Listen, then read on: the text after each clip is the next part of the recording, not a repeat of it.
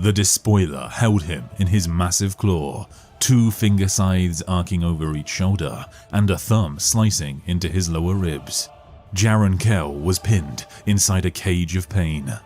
He locked his power fist around the battle standard, refused to let it drop. "Cadia stands!" "But you can't, and I will kill him," the Despoiler said. His voice was deep and rich, laden with a passion Kell did not expect. "In the meantime, he will watch you die as he runs, and your death will be a dishonor." Kell could feel his ribs creaking under the pressure. Blood was in his mouth. It was hard to get breath. "You're slaying me with the same gauntlet that killed an angel and touched the Emperor," he choked. "How is that a dishonor?" The noble face turned down in fury. "I am no failure like Horus." "If he's such a failure, why do you dress like him?" Hello my friends and welcome back to Terra, where today I'm very excited to stream to you about why I think Abaddon the Despoiler is actually the best Warmaster we could hope for in Warhammer 40k. This is not a stream of Abaddon is a perfect character and he has never made any mistakes ever, and that's why I was very glad to start off with that quote, because I thought that was objectively very funny when I read that in Fall of Cadia, because it does seem that there are some things about Abaddon that are contradictory. He's trying to distance himself from the Warmaster, but he looks almost identical to the Warmaster that, you know, in the Black Legion series, people are talking about how they think he's a clone of Horus. So there are some things about him that we can criticize, and we are going to go through them today. It's not just me today. I am joined by a faceless man, Christian, a watcher in the dark, as it were, and he'll be contributing here and there. But today we've actually got 60 passages that we're going to go through, and these are going to tell the story of Abaddon, and specifically my story of Abaddon, because I have long felt like I'm the only person who really gets him. I'm the only person who really understands Abaddon and why he is such a good character in Warhammer 40k. And to prove how I'm alone in this, I'll give you some information right off the bat that I bet you probably didn't know. The thing about Abaddon that no one mentions, the most important thing about Abaddon, is that Abaddon is not just the Warmaster of Chaos. He is not just the champion of the Old Four or the great anathema to the Emperor. He is ultimately a king, or he should have been a king. One of the craziest things about Abaddon the Despoiler was that he was actually kind of born a prince. On the planet of Chthoniya, just like his gene father Horus, he grew up. However, his father was one of the greatest crime lords on the planet. And a fascinating thing about Abaddon was that he always has had this obsession with brotherhood, with loyalty, believe it or not. At a coming-of-age ritual where he was supposed to kill his brothers, Abaddon couldn't do this. He couldn't bring himself to kill some of his oldest friends, despite the fact that his father had asked him to do so. He says, "Take it, Abaddon. Do not fail me, boy. You are to be a king. This is the price of crowns and thrones. Learn to pay it now." But Abaddon refuses. He says no. He looks at his brothers on the floor there, and he knows that there is something within him which means that this bond that he shares with them is more important than his connection to his own father, and so he decides to kill his father. After this point, Abaddon actually goes into exile on the planet of Chthoniya, and it is around this time that the Imperium of Man finds the planet of Chthoniya. The future Warmaster, Horus Lupercal, is discovered by the Emperor. He takes command of his legion, and of course, like with all of the other legions, the 16th Legion spends a lot of time on the Primarch's homeworld trying to get new aspirants, new space marines to join the Legion. And we actually see this moment in, believe it or not, the Siege of Terra, because it's in the Siege of Terra that we get these flashbacks to Abaddon's early life, and we see that Abaddon has now been a man who has rejected a crown, rejected royalty, and he has spent his time in exile. He has grown to become already a very impressive killer, even before he is found by the Lunar Wolves. something I've always struck me, like Cathonia and Nostromo, like the 16th Legion homeworld and the Night Lord's homeworld, were both gang-ridden, lawless murder hellholes. But on Nostromo, there were a sense of law, so there were a sense of we were criminals, so we felt guilty about it. The Lunar Wolves, they grew up on a world where knife murder, that was just what you did. That was good. That was right. So they don't have that same sense of angst and guilt. They are gutter rat scum killers, but they feel fine about it. They have this frat bro like, let's go kill the other guy with a knife in the dark attitude.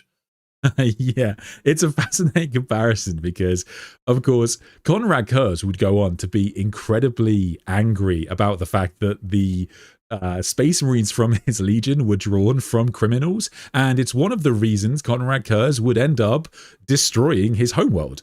But Horus Lupercal basically has no problem with taking people like Abaddon, taking these thugs, these criminals, because Abaddon is a born killer, and the fact that he is committed to this kind of idea of brotherhood already makes him a perfect aspirant for the Astartes. And I really love the passage where we do get to see Abaddon and Horus meet. Horus is asking Abaddon about why he killed his father, and Abaddon assumes he's asking about whether Abaddon wanted to be a king, and Abaddon refuses the title of king. He says that a crown means nothing. And if you think about that in the context of Abaddon's story, I hope you're already starting to see why I love this character. Think about what this means for the idea of a Warmaster. And this persists all the way through to 40k, where we have this Abaddon, this Warmaster of Chaos, who actually doesn't take the title of Warmaster for a long time, because that was Horus's title. And he actually refuses this title for ages. And initially, like after the Siege of Terra, after Horus is killed, he just flees. He doesn't even try to kill Loken, his brother. And we'll talk more about that horrific scene later on. But I think that this is like so fundamental to, I guess, why I love this character so much. This idea that Abaddon is a man who loves brotherhood and rejects kinghood. And as somebody who just loves Space Marines, I imagine you can see why I love Abaddon now. Because, like, you know, I'm not saying Abaddon is the perfect character, and we'll go through some of his blunders later on. But it is certainly true to say that Abaddon, I think, was born to be a leader. You know, it's an age-old quote, you know, that people that don't seek leadership often become the best leaders. And a huge part of Abaddon's story is having leadership thrust upon him because he is just so incredible. There's an old famous Dan Abnett Ernst Bowden quote where Abaddon is compared to Genghis Khan, this great force from outside civilization that threatens the civilized empires. I find that the historical figure Abaddon is most like is Attila the Hun. We have a great empire riddled by corruption and torn into Western and Eastern Roman Empire. And from the steppes comes this king of terrifying nomads, this barbarian amongst barbarian who is set to destroy it all and take Rome. That is Abaddon. In a world where the empire is beset on all sides by terrible warlords, this is the most terrifying warlord of them all. A great man doesn't seek to lead, he is called to it, and he answers. Lead to Atreides, June. Very true, very true. I mean, it's a classic quote. And after killing his father, Tar-Keradon, Abaddon does kind of, in my mind, cement himself as this man who was born to be a leader by that same virtue. We're going to go now into a period of, I'm going to be honest, this is just some Abaddon glazing. I don't know if I'm young enough to use that terminology, but I'm going to give it a crack. And there are a series of quotes throughout the Horus Heresy and the Siege of Terra. They are not holding back in the slightest to talk about how amazing Abaddon is. I'll start off with one of my favorites, ladies and gentlemen, because, I mean, if you wanted a recommendation, how about the recommendation from Sanguinius, the Primarch of the Blood Angels, who describes Abaddon as Lupercal's first and chosen, the finest and brightest of all the first captains, including Sanguinius's first captains, once a credit to all legions and a model of warriorship. Sanguinius, of course, knows Abaddon very well because the Blood Angels were, you know, they had some teething issues in the Great Crusade, and so Sanguinius actually fought alongside Horus for many years with the Lunar Wolves.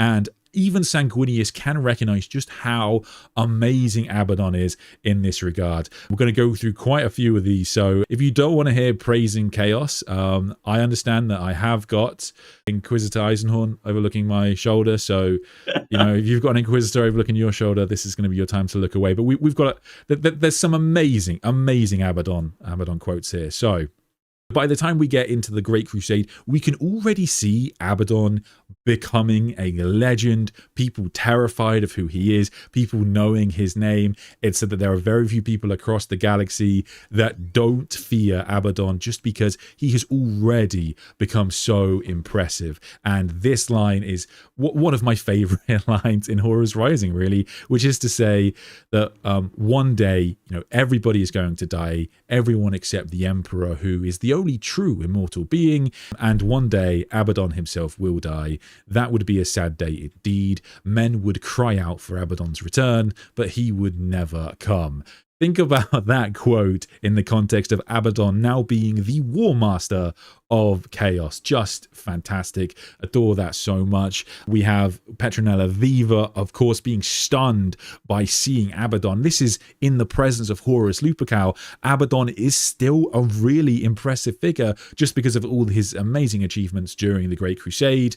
And he does seem to have kind of like Primarch type abilities. He is massive. He is a huge Space Marine, even for a Space Marine. And he seems to exert this aura at times, like the Primarchs do, that it's just kind of hard not to be, at the very least, intimidated, but at best, inspired by the guy.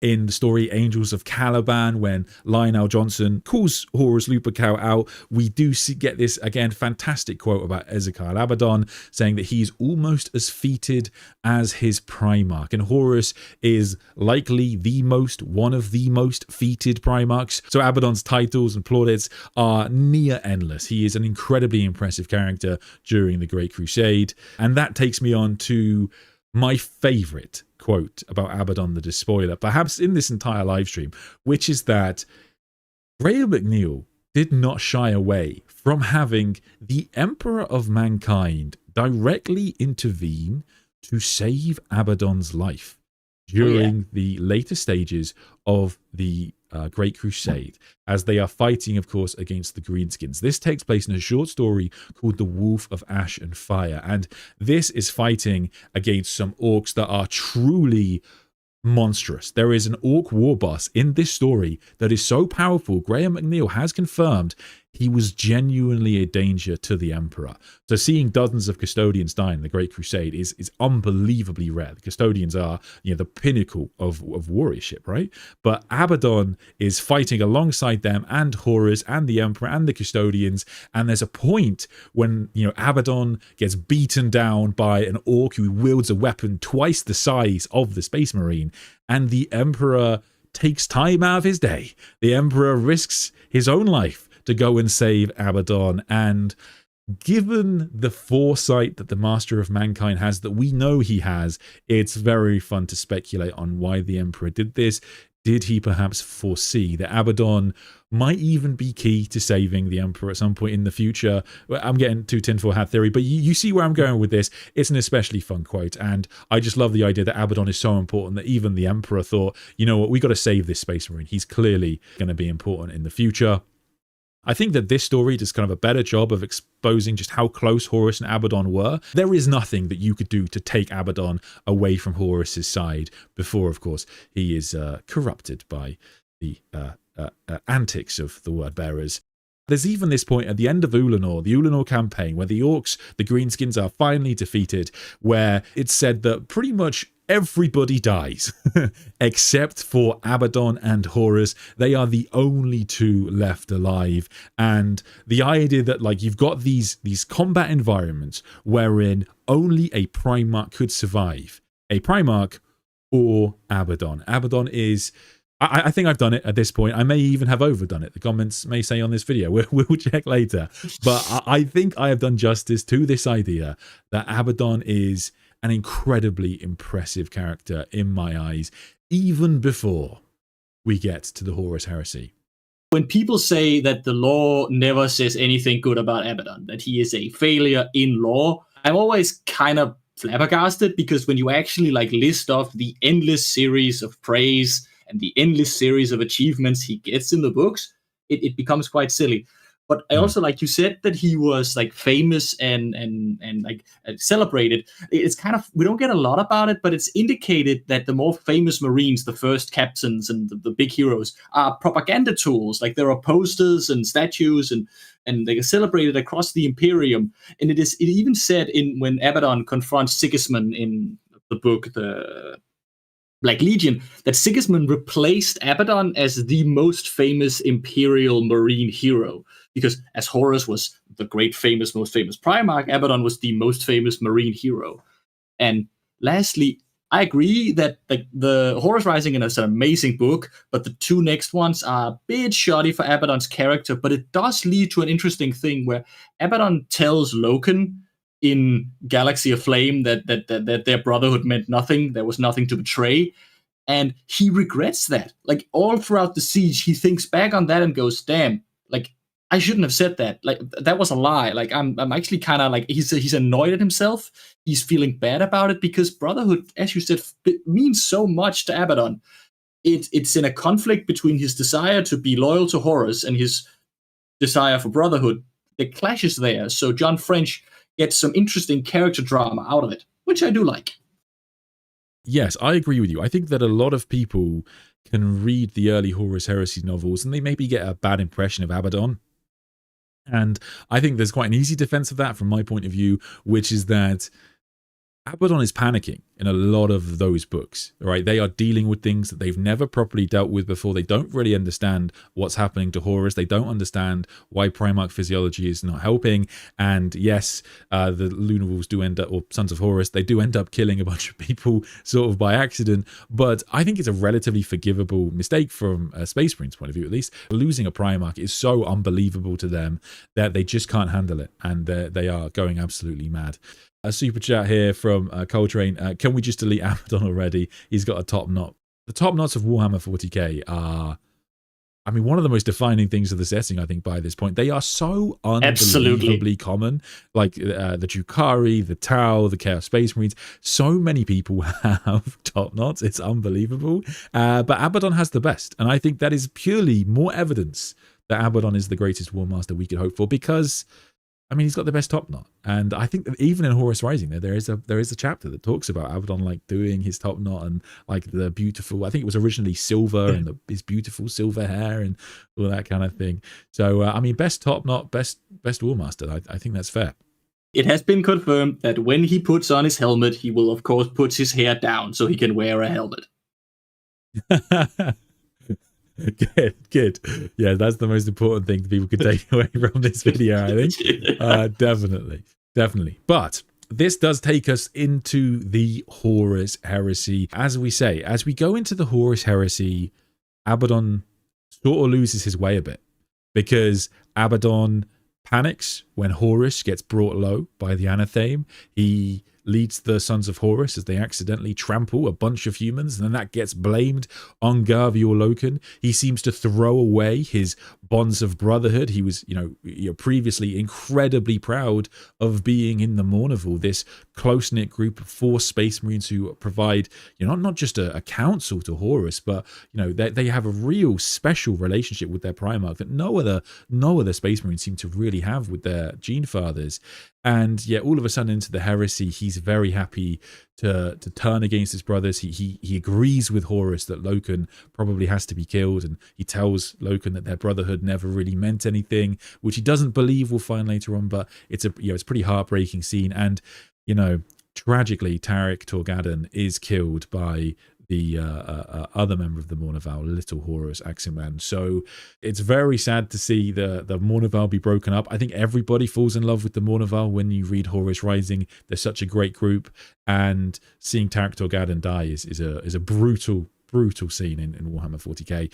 But I am going to use this as more evidence for Abaddon's importance. So we do see, of course, Abaddon becoming even the greatest warrior in Warhammer 40k. He still wears Terminator armor. And fascinatingly, Terminator armor is very heavy, as you as you might imagine. However, Abaddon is so fast in Terminator armor, he can basically fight as fast as normal Space Marines outside of it, and that alone is very rare.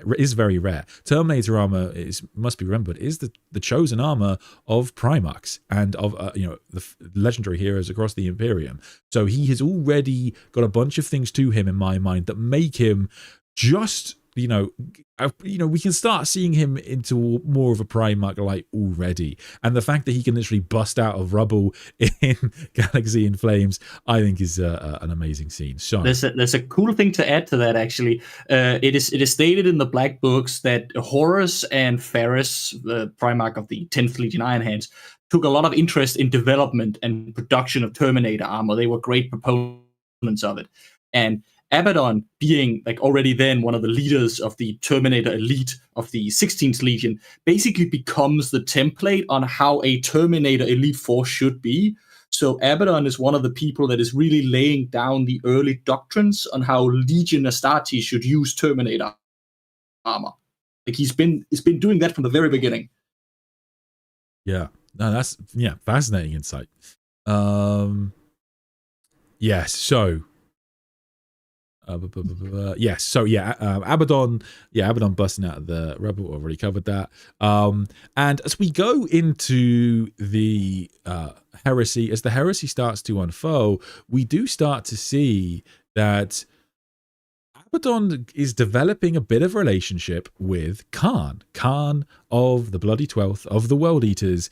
They seem to have an interesting relationship here, because in this story, in the new book that recently dropped, Dropsite Massacre, we actually see Abaddon and Khan having a bit of a test fight here, and I've really enjoyed this little scene because you can actually see Abaddon kind of goading Khan a bit, and Khan's already a legendary warrior, famously fast, but Abaddon, outside of his Terminator armor, is so quick, he's able to dodge the blows quite comfortably of Khan, who thinks he's going to deal with the first captain of the Sons of Horus pretty quickly. So I've really enjoyed this little scene, and as we go into the heresy, we'll see their relationship actually develop more.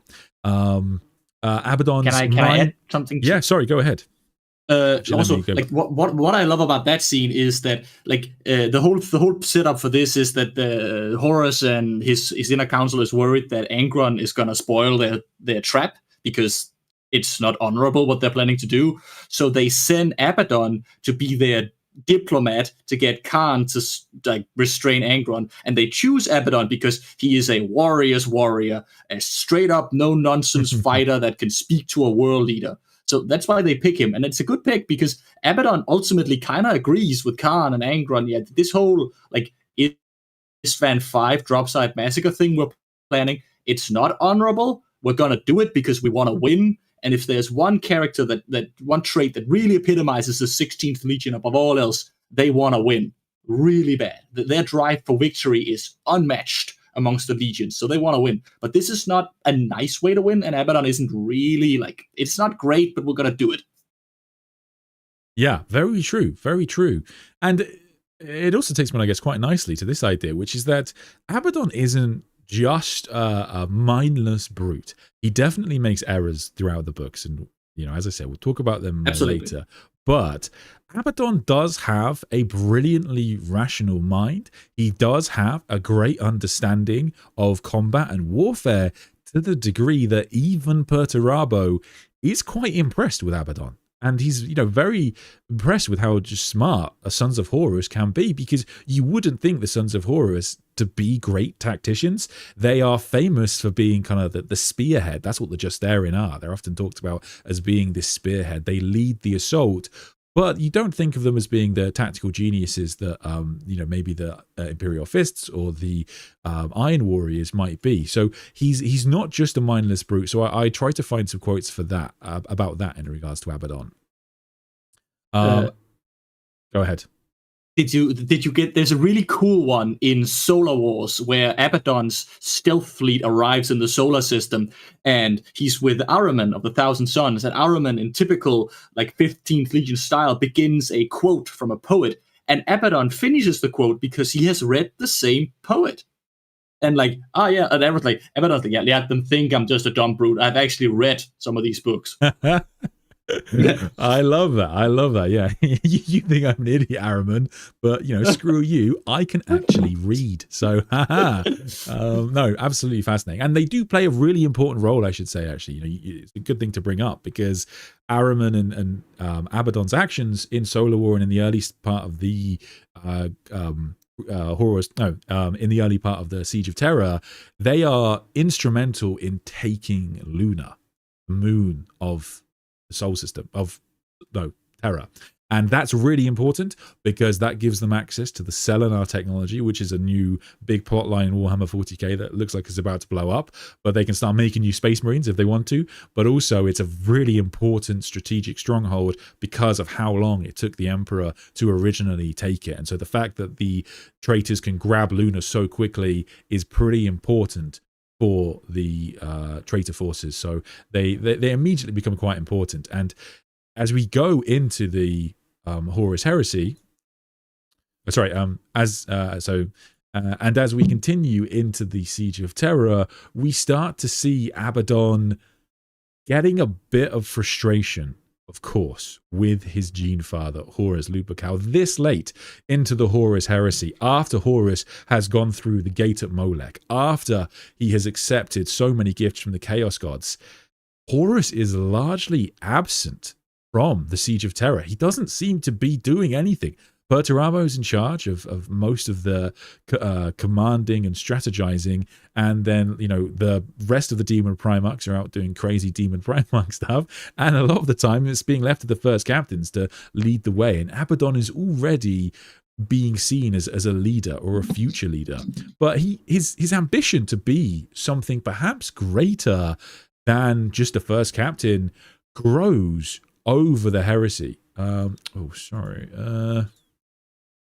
Yeah, like Abaddon's conflict is really interesting because on the one hand, he is uber dedicated to Horus, like the most dedicated.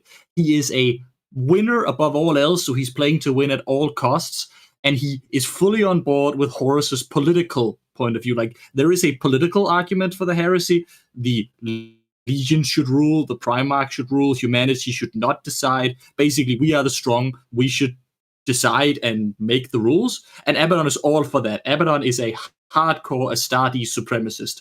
So on those levels, he's completely aligned with Horus. But the betrayal of his brothers on Isstvan 3 sits ill with him, and Horus's continued use of chaos becomes a bigger and bigger rift between them. Yeah, love it. And as we're talking, I think a bit about kind of Abaddon's growing ambition and his tumultuous relationship with his gene father, I did just want to talk a little bit about this quote, which always stood out to me in the story Vengeful Spirit in the Horus Heresy, where you've got the Warmaster pointing out that one of the cities has the same name as Abaddon, and the planet of Molech is incredibly important in Warhammer 40k. It's where both the Emperor and Horus got massive power boosts after going through the Gateway to Chaos. And I can't help but think that this is a potential tie-in to Abaddon's importance within the setting, because the things that are important in the future are going to be important in the past because of the way time is ripples, and the idea that Abaddon will one day become this champion of the Old Four might mean that his name, Abaddon, gets kind of like dropped throughout history, and that's why there are cities named after Abaddon in the distant past, because even ancient civilizations would have known that the name Abaddon will one day be of tremendous importance. Yeah, you talk about Abaddon's ambition. It is what I like about that, following up on the book Vengeful Spirit, is that Abaddon is clear in the Siege of Terra. Yes, like, I followed Horus for love, for duty, to win, to political. Also, when Horus rises to be Emperor, I will then rise to be Warmaster.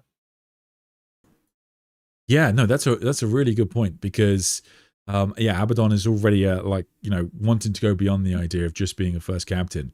Now, in terms of the great battles that Abaddon has throughout the Horus Heresy and the Siege of Terra, There are a lot of ones to talk through, and I've already, kind of skipped through a fair few because this stream will last for hours. But I did want to talk about a couple of them that really stood out to me. So, of course, we have his duels against Garvior Loken. Garvior Loken is an incredibly good swordsman. He is better than Khan, he's better than Lucius, and Abaddon seems to be better than even Loken. So Abaddon's already a complete monster, but probably my favorite demonstration of Abaddon's martial prowess comes in the book Saturnine, perhaps my favorite book in the entirety of Warhammer 40k. And Abaddon fights against we'll explain, I guess, the background of Saturnine just quickly, because it's a lot to talk to. But basically in the Siege of Terra, the traitors thought they might be able to get a quick win, and they could do this by utilizing the Saturnine tunnels, these tunnels under the Imperial Palace, and this is known as the Saturnine Gambit. And so Abaddon actually goes to Perturabo with this suggestion that they could use this gambit, and they might be able to end the siege very, very quickly by utilizing these tunnels. So they commit to this. The Emperor's Children attack on the surface. The entire Emperor's Children Legion commits. Meanwhile, Abaddon, the Justarin, and other elite soldiers, they attack kind of underground. And they are met by a series of loyalists who have seen this coming. They've waited for the trap. And the traitors do go into a trap, right? But Abaddon is a complete monster in this scene. So he kills a blood angel called he kills a blood angel called Sepetus. Try that again. He kills a blood angel called Sepetus, who is said to be one of the greatest swordsmen out of all of the Astartes, and Abaddon cuts him in half. And then Abaddon fights, I'm not stressing enough how important this is, a Thunder Warrior. He fights against Endrid Ha. He fights against the Rivenhound, this Black Shield, this World Eater's Black Shield, who is heavily implied to be a Thunder Warrior. And to really drive home how big this is, it is said that, in the Black Books, they basically equate each Thunder Warrior to 2 Astartes, and he is one of the best. And Abaddon takes a beating from this guy. Oh yeah. But he does nearly die, but even he kills the Rivenhound. Now, Endrid Ha doesn't appear a lot in the novels of the Horus Heresy. However, he appears a lot in the Black Books, and he does appear a lot in the audio dramas as well, which they released a bunch for during, as the Horus Heresy was being released. So he was a big character for Abaddon to kill. But if we have a look at this scene, it is fascinating. So at the end, we can see Abaddon. He's taken out a Blood Angel. He's taken out a bunch of Imperial Fists. He's taken out a Thunder Warrior. But then Nathaniel Garrow is also waiting for him, who he's also been fighting at the same time. And Nathaniel Garrow himself is a legendary swordsman. And after killing Hart and taking a beating, Abaddon thinks that Garrow's going to take him out. Abaddon thinks, he's overplayed himself. He can't take on this many warriors at once, and he's at his limits. However, right before Garrow's blade comes down, Abaddon is teleported away. But very and fascinatingly, Abaddon seems weirdly disappointed by this, because the thing about the Saturnine Gambit is that, yes, it is a failure from the traitor's point of view. Yes, they were arguably played, but for Abaddon, in those moments, as they were fighting against the Loyalists, he was doing what Space Marines do. He was fighting. He was a born fighter. He was fighting with his brothers, and he actually thought in that moment, I would rather have died with my brothers in that place. And so he actually cries a little bit and says, let me go back to the Saturnine Gambit, where he will certainly be killed. And of course, Garrow yells in frustration because Abaddon has been teleported away, and Garrow is one of quite a few Astartes who has sworn to kill Abaddon during the Horus Heresy. So I really loved this scene, and any thoughts, Christian? It is such an amazing moment. In about a couple of pages, Dan Abnett takes us through a complete analysis of Abaddon's character, the initial thoughts, his tactical appraisal, when he figures out he can't win, rage, bargaining, denial, and in the end, he just gets to this complete consent moment where there's no emperor, no Horus, no loyalist, no traitor. It's just war, only war. he drills down to a character that at that point was 20 plus years old and finds the core of the man. And Abaddon, at his very core, is a war junkie. He lives to fight. And this is why he will become this is why he will be the leader of the Long War. Why he will fight the Imperium for the next 10,000 years every single day, because the man just likes war. And he wants to, and there is a freedom he can find at the edge of that blade, where it's just him versus, how many more could he take? He was Abaddon. Let them come. Let them all come. Find more and bring them too. Bring anyone. Bring everyone. He would take them or he would die. Anyway, it didn't matter anymore. Very, very true. Yeah, just an incredible scene. And you're exactly right. It's just this scene where we get to see Abaddon at his greatest, and he is very clearly the Warmaster of Chaos. He is Warhammer 40k. He is the man whose life is dedicated to war, and so he is the perfect candidate to be Warmaster to Chaos, in my opinion.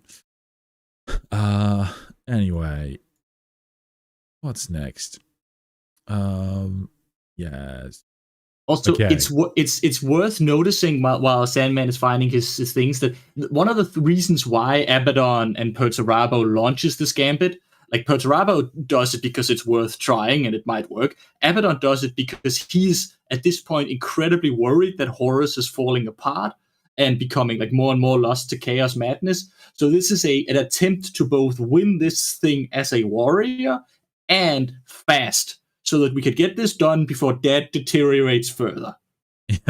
Yeah, very, very true. And it's after this point really that Abaddon, he, as the Sons of Horus are kind of floundering, given that even though Horus is winning the Siege of Terra, that is not obvious from the ground. Because Horus is winning, as fans of this channel will know, that Horus is winning the psychic war against the Emperor, and ultimately will dupe the Emperor into coming to face him. But on the ground, the Primarchs are being nightmares. The Loyalists are doing really well. Dawn has held them off for way longer than they expected, and Abaddon is, like many of his fellow captains, is starting to have some doubts about Horus Lupercal. And towards the end of the Siege of Terra, one of the fellow Sons of Horus captains will be killed because of him kind of accusing Abaddon of being a defeatist already, which is a pretty dark moment in their brotherhood. But it does lead us on to Abaddon's kind of descent into what he will become and his relationship with chaos. Because throughout the Horus Heresy, throughout most of the Siege of Terra, Abaddon has a difficult relationship with chaos. He is not a fan like his father is, and has spoken out against Horus's dependence on not just chaos, but these word bearers, first Erebus and now Zardu Layak, these word bearers that seem to have Abaddon's ear, that seem to have Horus's ear, and Abaddon is not a fan. So, Layak is always trying to win Abaddon over to his side, and Layak seems to already be implying that Abaddon is going to be something very important in the future of the galaxy. But Abaddon originally, isn't interested in hearing him out. He's not interested in hearing his kind of what's the word I'm looking for? His kind of sermons. Proselytizing? Yes, proselytizing was the word I was looking for, but I'm not smart enough to pronounce it. His proselytizing, he's not interested in hearing him kind of talk about the Chaos Gods. And so he, wants to win the war, as Christian said earlier. He wants to win it quickly, and he wants to win it with Space Marines. He doesn't want to win it with demons. And Erebus, for example, is a bit disappointed in Abaddon, we see, where he says that, you're such a disappointing soul, Ezekiel, so prosaic I've always found. I wonder that your lord, my master, ever reckoned you so highly. The gods too, for they have marked you as special. You fret over detail and ignore the wonder. So Abaddon is, rejecting the offers that are coming to him through most of the Siege of Terra, because he's, terrified about what's going to happen should they give in to the Chaos Gods. But seemingly the Chaos Pantheon has already determined Abaddon is going to be important to their plans. But then finally, Abaddon does start to give in a little bit, and he does start to make the decision that could be the greatest mistake he's ever made as a character. Because towards the end of the Siege of Terra, of course, Sanguinius has been killed. And the Emperor is going to fight Horus Lupercal. And Abaddon wants to get to Horus's side, but there's someone in the way. And that person is Constantine Valdor, a custodian, one of the greatest warriors, perhaps the greatest bladesmaster outside of the Emperor. And so Erebus says, hey, Abaddon, there's an option here.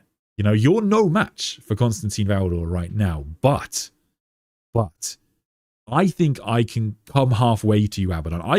I can offer you some chaos power that isn't going to control you, but it will still give you a little bit of a boost to make sure that you are going to be able to fight against a warrior as incredible as Constantine Valdor.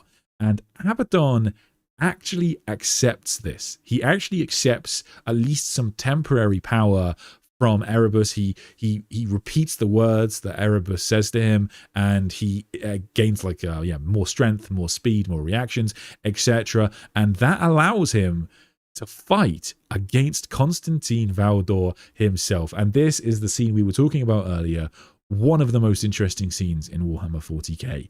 When Can I point out something Go here? ahead. Something a thematic through line I really loved. Abaddon cares deeply for brotherhood and loyalty, but is willing to give some of that up to follow Horus and victory. He's willing to trade it off. He doesn't like it, but he does it. And here at the end, at the siege, where he has forsworn chaos and rejected it over and over and over again, but his one pressure point remains. He's still my life for Lupercal. And so Erebus can go, do you want something to save your dad? And Erebus and Abaddon, knowing he's been played anyway, accepted with the words, we must protect the court, my life for Lupercal. Like he's the commitment. It's such an interesting through line because you can see it again and again. Like Abaddon knows right, but he picks Horus and victory over what he actually likes. Yes. And it's as I say earlier, it's potentially the big mistake, the biggest mistake Abaddon makes in this story, because so Abaddon has this mantra, he wants to control chaos, not be controlled by it. And he maintains that in Warhammer 40k. And that's why he believes that Horus was a fool, because he ended up becoming a puppet to the Chaos Pantheon. And Erebus says to him, I can give you some power and you'll maintain that control. Now, officially, that seems to be true. However, there's always going to be this little undercurrent to Abaddon's character in that from this point onwards, was he inevitably doomed? Was he inevitably going to become a pawn of chaos? Can you dabble in chaos a little bit and it not come back to bite you in the ass? Time will tell. When he comes to fight against Constantine Valdor, we get this amazing moment where Abaddon basically catches the spear of Constantine Valdor, the Apollonian spear, a very important weapon in Warhammer 40k. This is a weapon crafted by the Emperor of Mankind with a very specific and unique ability. It allows the wielder to learn truths from those that it cuts. And when Abaddon is, cut by this weapon, Constantine Valdor has a vision, and he sees the galaxy in turmoil, this unequivocal symbol of death. There is nothing else to learn or know. There is only war, and a single name that is the worst fortune any deck of prophecy cards can ever overturn: Despoiler. And it is at that point that Abaddon becomes Abaddon the Despoiler in my eyes. Now, the Despoiler, as Valdor's talking about there, is one of the cards in the Emperor's Tarot. And that is, again, another suggestion that in the past, maybe the Emperor did foresee that Abaddon would become an important character within his story, or maybe he saw something around that idea. So Abaddon being destined for greatness seems inevitable in my eyes. But this part of the book is so important.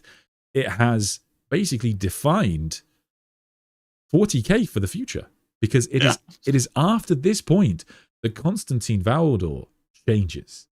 What he sees from Abaddon's future, the future of the galaxy, changes him so much. It looks like this is the thing that made him leave the Custodes. This is the thing that made him become the King in Yellow. And yes, that is the first King in Yellow mention on today's stream. But this story is completely wild. I think that Dan Abnett had been planning this for a long time, and it is, yeah, it's a massive development for both of these characters. But of course, neither of these two characters does die at this point. Fascinatingly, after this scene, Rogel Dawn rocks up, barrels into the both of them, and yeah, Valdor and him head off to go and find the Emperor, and Abaddon will find the Lupercal court shortly afterwards and find his dead father. But amazing scene. Thoughts, Christian? Voice in the dark. I agree with your reading on this. It is an absolutely amazing scene. I also like how like we often think like Primarchs and Custodians are far beyond Astartes, but like Dawn and Valdor spend that whole time like thinking, we gotta get to Abaddon. Abaddon is a real threat. He will have critical information, and he is a worthy kill. Like, we need to get him. So it is a mark of who he is that the Praetorian of Terra and the Captain General of the Emperor's bodyguard is like, that particular space marine over there, gotta get him. He's important. And it also, like, this is something that people might scoff and go, like, Abaddon's future, like, Tyranids, Necrons, there are so many other threats to the Imperium. And that's true. There are plenty and plenty of threats. But I will highlight that in the 8th, 9th, 10th Chaos Space Marine Codex and the new character encyclopedia, all 4 books agree that Abaddon is the single most powerful impersonal threat. Like, if you have one person as a threat to the Imperium, he is it.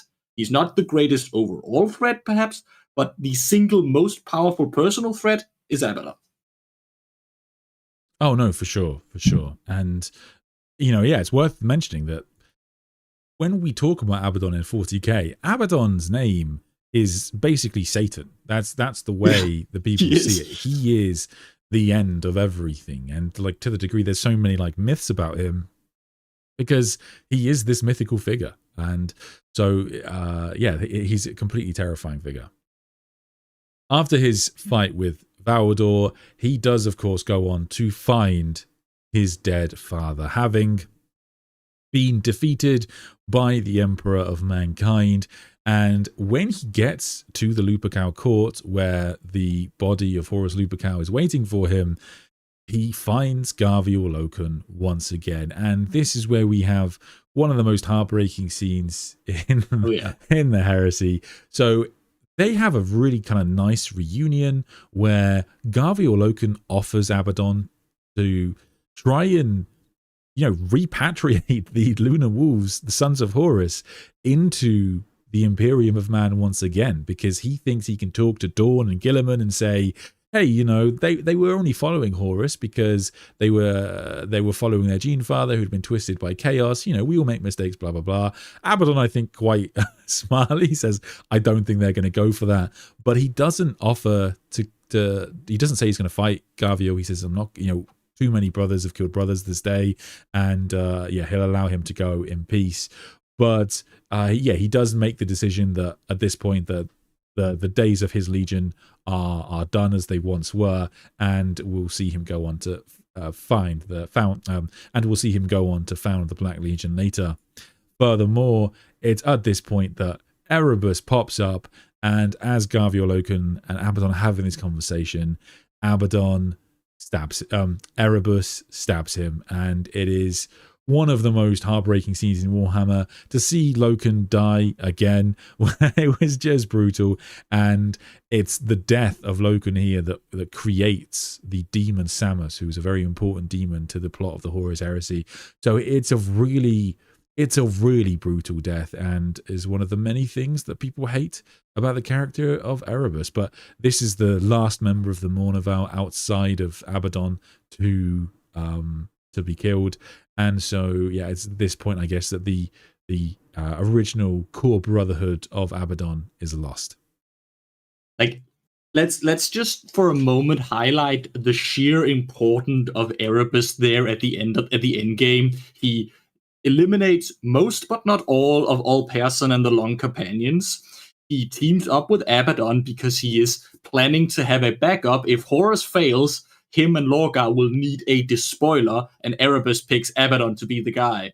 And he ensures that not only does Abaddon survive confrontation with Constantine Baldor, but is set on his path, he also kills the only person in Logan that might talk Abaddon out it, like he killed Arkell Tal to make sure Khan became what he becomes. Like, you gotta hand it to Erebus. The man never takes a day off.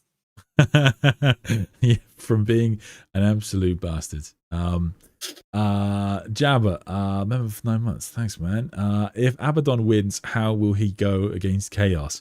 Depends on the manner of his victory, I guess. There's a couple of options for an Abaddon win in Warhammer 40k, but a lot of it is currently covered in the mystery of his relationship with Vashdor. We'll talk more about that later, but it's tough to say because there's an Abaddon win and then there's an Abaddon and Vashdor win. So I guess we'll see what happens there, I think. Anyway, so that takes us mostly to the end of the positive section for Abaddon's story, at the very least, for the Horus Heresy and Great Crusade. But I did just want to be entirely fair because I understand that Abaddon does have his detractors. There are people that don't like the character, and I think it's important to address weaknesses within his journey and where he definitely made mistakes. So we were talking about the Saturnine Gambit earlier. When it comes to the Saturnine Gambit, Abaddon is basically played by Perturabo. Perturabo does indeed recognize the brilliance of Abaddon, the fact that he is an incredible tactician, but Perturabo basically has been behind the entire Saturnine plot. He was happy for them to have a crack at the Saturnine Gambit, but he didn't put all his chips behind those cards because he knew that Rogaldorn had probably foreseen this, and Abaddon realizes far too late that Perturabo has played him for a fool, and that Perturabo probably knew from the start that this was unlikely to ever really work. Then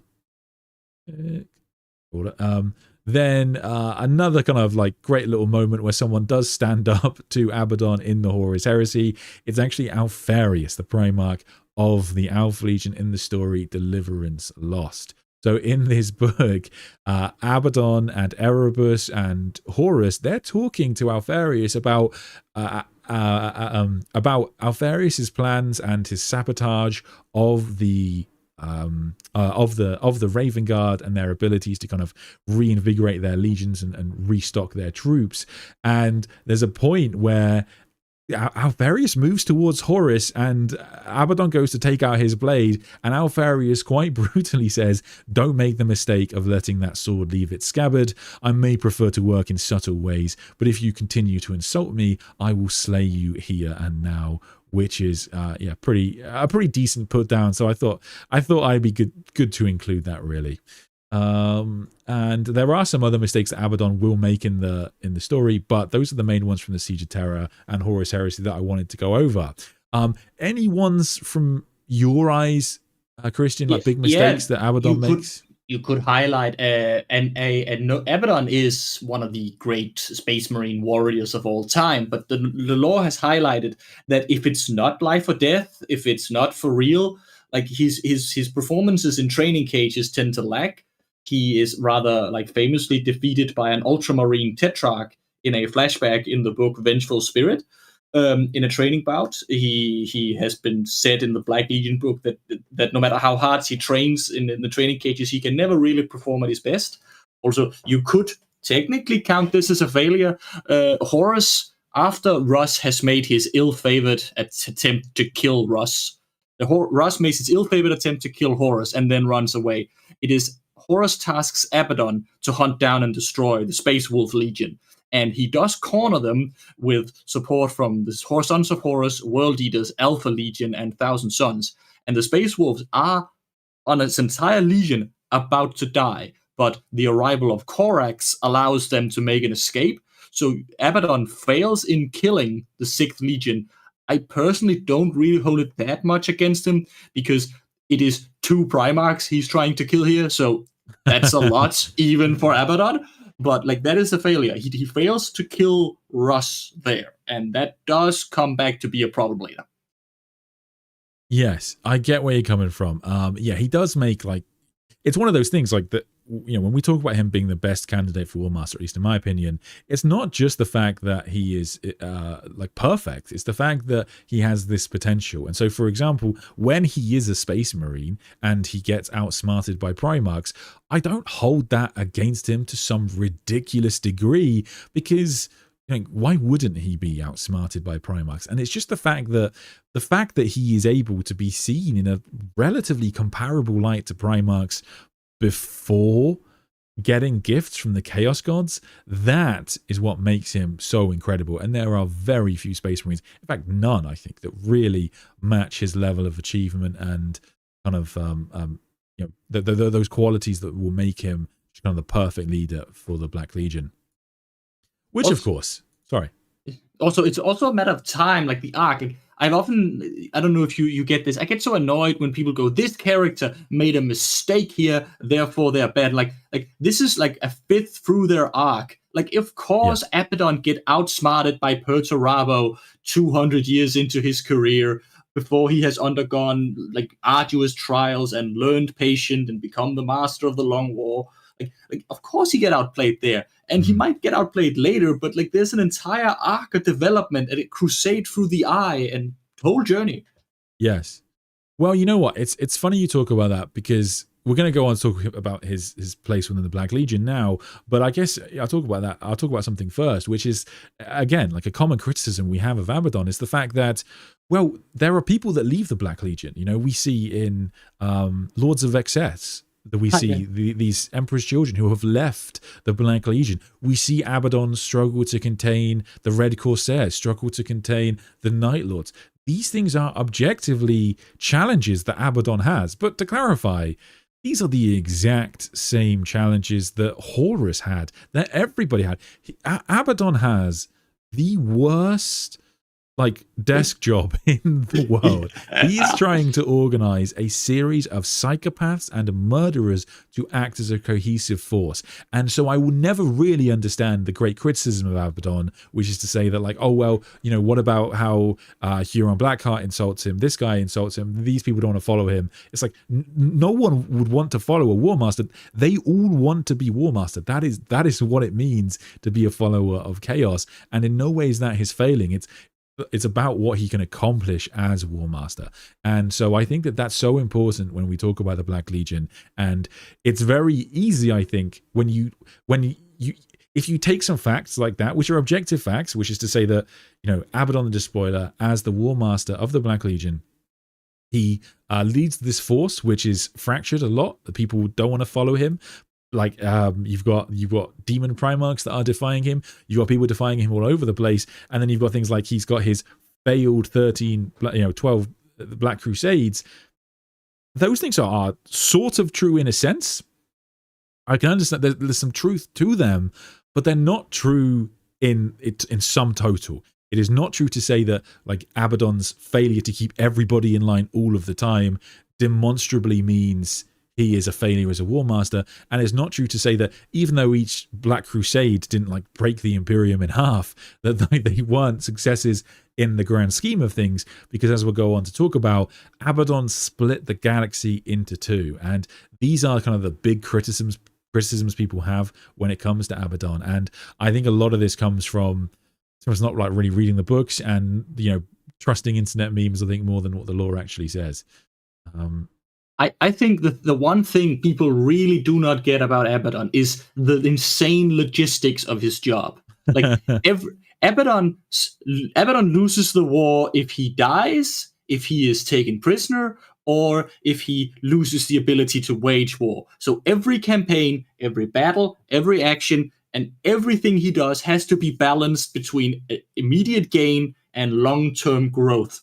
the fact that he has consistently managed to grow his power base and his legion to the point where it is now the single largest Astartes force in the galaxy over 10,000 years, in a situation where every single person around him would rather kill/eat him rather than obey him, that is an enormous praise. Of course, Space Marines are really hard to lead by fear because they don't really feel a lot of fear. Even Chaos people who only fight for their own lives don't feel a lot of fear. So Abaddon has to be insanely brutal and insanely tyrannical, and has to also be diplomat and play Brotherhood and get the people who can be talked to work with and also play along. Like, it is an insane balancing act, which leads to one of my all-time favorite facts, that because having subordinates who obey and follow orders and can run a tight ship is praised almost above anything else in Chaos because there are so few of those, there's a lot of Guilliman's sons in the Black Legion command echelons. Like, Space Marines descending from logistic Primarchs gets valued highly because logistics are hard for Chaos. Yeah, no, it's a really good point. And to be fair to Guilliman, he does have a lot of sons, so there is going to be something. There's also a Dark Angel in there, Vertigorn, I think his name is, in the Black Legion series. So he's not averse to that. But I mean, and also that takes us on to, you know, probably one of the big questions people have, which is, why didn't Abaddon ascend to demonhood? Why doesn't he accept the gifts from the 4 Chaos Gods? This is a question we have to address. And the answer really lies in the heresy and the law we've kind of looked at already, which is this idea that he saw what happened to Horus. He saw that Horus kind of became a pawn of chaos as much as its master. And therefore, he knows that if he wants to conquer the galaxy, he needs to do it as someone that is bound to this reality. The demon Primarchs are not bound to this reality anymore. They can be summoned, but they're really bound to the warp. And that is something that will mean that they, like, you know, even though Fulgrim has talked about it and some of them would like to be a new emperor, it makes it practically impossible for them to ever lead this galaxy without turning this galaxy into an extension of the war, basically breaking the Great Rift open to cover everything.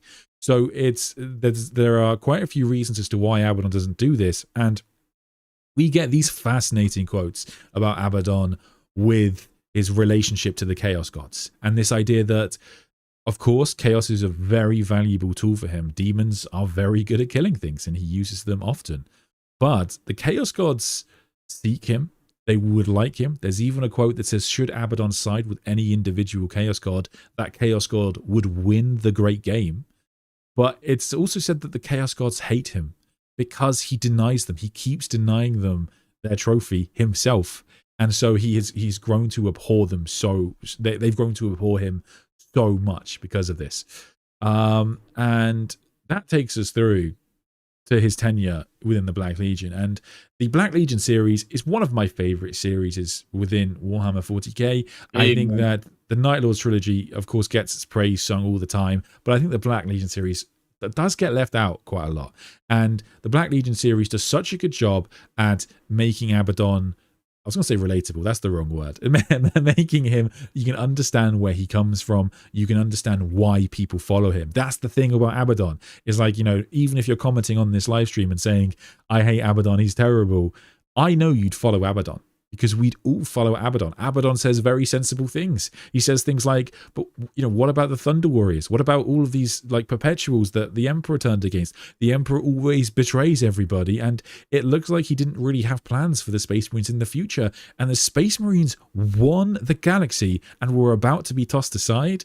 Of all of Horus's mistakes, I mean, he might have had a point there, to be fair. So Abaddon is a really powerful character. You understand why people follow him. Some of the characters in the Black Legion series, especially the main character Skandar Kaon, are phenomenally powerful, and that power is utilized by Abaddon in really clever ways. And we don't know the full extent of how Abaddon brings all of the demon Primarchs basically to heal, but he does bring all of them to heal by the time we get to the 41st millennium. Lorgar, Perturabo, Fulgrim, Angron, Magnus, and Mortarion. And the story of how Magnus gets brought to heel is still to be written, but it is said that Iskandar Kaon, this son of Magnus, will become the Kingbreaker, this space marine that is going to make the Crimson King kneel to Abaddon. When it came to Angron, he had to fight a ridiculous number of bloodthirsters to win the day. Fulgrim, he had to offer him like an avatar of Slanesh. Perturabo, he had to get him plans. Lorgar actually happily worked with Abaddon. He was having a good time. And Mortarion, he had to basically trade a very powerful artifact to bring Mortarion onto his side. But you know, even the demon Primarchs are kind of shocked that Abaddon has become so important. And we actually see Mortarion talk about this in the book Lords of Silence, which is a very good book by Chris Raitt. And he kind of talks about how, you know, he calls Abaddon Horus's angry whelp. But now, you know, he's of tremendous importance. And ultimately, Abaddon has the blessings from the Chaos Gods. So if you're bound to a Chaos God, I mean, you've kind of got to respect Abaddon at least a little bit. And this is also how, you know, Abaddon is kind of, you know, brings Khan over to his side later on, where Abaddon does remind him, I mean, you know, you have the favor of the Blood God, so do I. And so it's, yeah, really fascinating relationship here. Christian, probably take a break here in case you got anything to say on. There's a really cool way that the lore and the tabletop interact back in the day. The original 2nd edition Chaos Codex, when you had a Chaos Warlord, you could roll a die, and if you rolled the lowest possible, the Warlord became a Chaosborn. And if you rolled the highest possible, they became a Demon Prince, a big power-up. Abaddon had a special rule that basically said the Warmaster refuses Spawndom and Demonhood, so it doesn't work for him. Like, he refuses Warp Ultimate Corruption, so you can't rule these dice for him. Yes, fascinating. And I actually have a copy of that right here. So there you go. Maybe we'll have to go through it one day, just the original Chaos Space Marine lore, because of course Abaddon's lore in this first book, it's probably worth mentioning, was very different. Abaddon's lore has developed a lot over time. In this book, it's much more about the, I guess, you know, key difference is that Abaddon in the original lore is a successor to Horus and is painting the armor black out of mourning and that kind of deal. Whereas, of course, nowadays in modern Warhammer 40k lore, completely the opposite. Abaddon, you know, renames them the Black Legion, because the Sons of Horus are done. They're going to take in anybody who wants to be part of the Legion. You know, he's going to be able to fight for them. And, you know, ultimately, he doesn't want, you know, demigod, princeling, stuck-up morons leading the Space Marines anymore. He thinks that the galaxy is theirs. They want it, and it belongs to them. So, yeah, the lore of Abaddon has changed a lot, and it's, you know, kind of fascinating in that respect. But Abaddon is still a complete monster in modern Warhammer 40k lore. He is a complete barbarian in combat, and he's definitely not the best fighter, even in the Black Legion. Like, there are still people who are faster than him in some ways, but he does still manage to come out on top, like pretty much every time we see him fight, because he's, you know, blessed by something at the very least. And probably Abaddon's greatest and most famous triumph, as you know, on the eve of him becoming the leader of the Black Legion, is where he defeats a clone of his gene father. This happens at the end of the book, Talon of Horus. And you know, after the Horus heresy, Abaddon had disappeared. He'd got into the Vengeful Spirit, and he just, you know, driven away into the Eye of Terror. And half of the book is these, you know, the people that will become the Azakarion, these founding members of the Black Legion. They go on a search to try and find this legendary hero, Abaddon, lost in the Eye of Terror. But ultimately, they are brought into conflict with the Emperor's children, and in particular Fabius Bile and this clone, because Fabius Bile took Horus's body after the after the Horus heresy. The legions broke into kind of civil war, of course, fighting over planets and resources within the Eye of Terror. Fabius Bile managed to get his hands on Horus's body. He creates a clone of Horus, and Abaddon actually fights against it at the end of the book. And the clone does seem to recognize Abaddon right before the end, calls him my son. However, Abaddon, not having it, kills his clone Genefather and says, I am not your son. Now, interestingly, in Fabius Bauer's other books, we do kind of get this lore about how Primarch memories can be stored in their blood.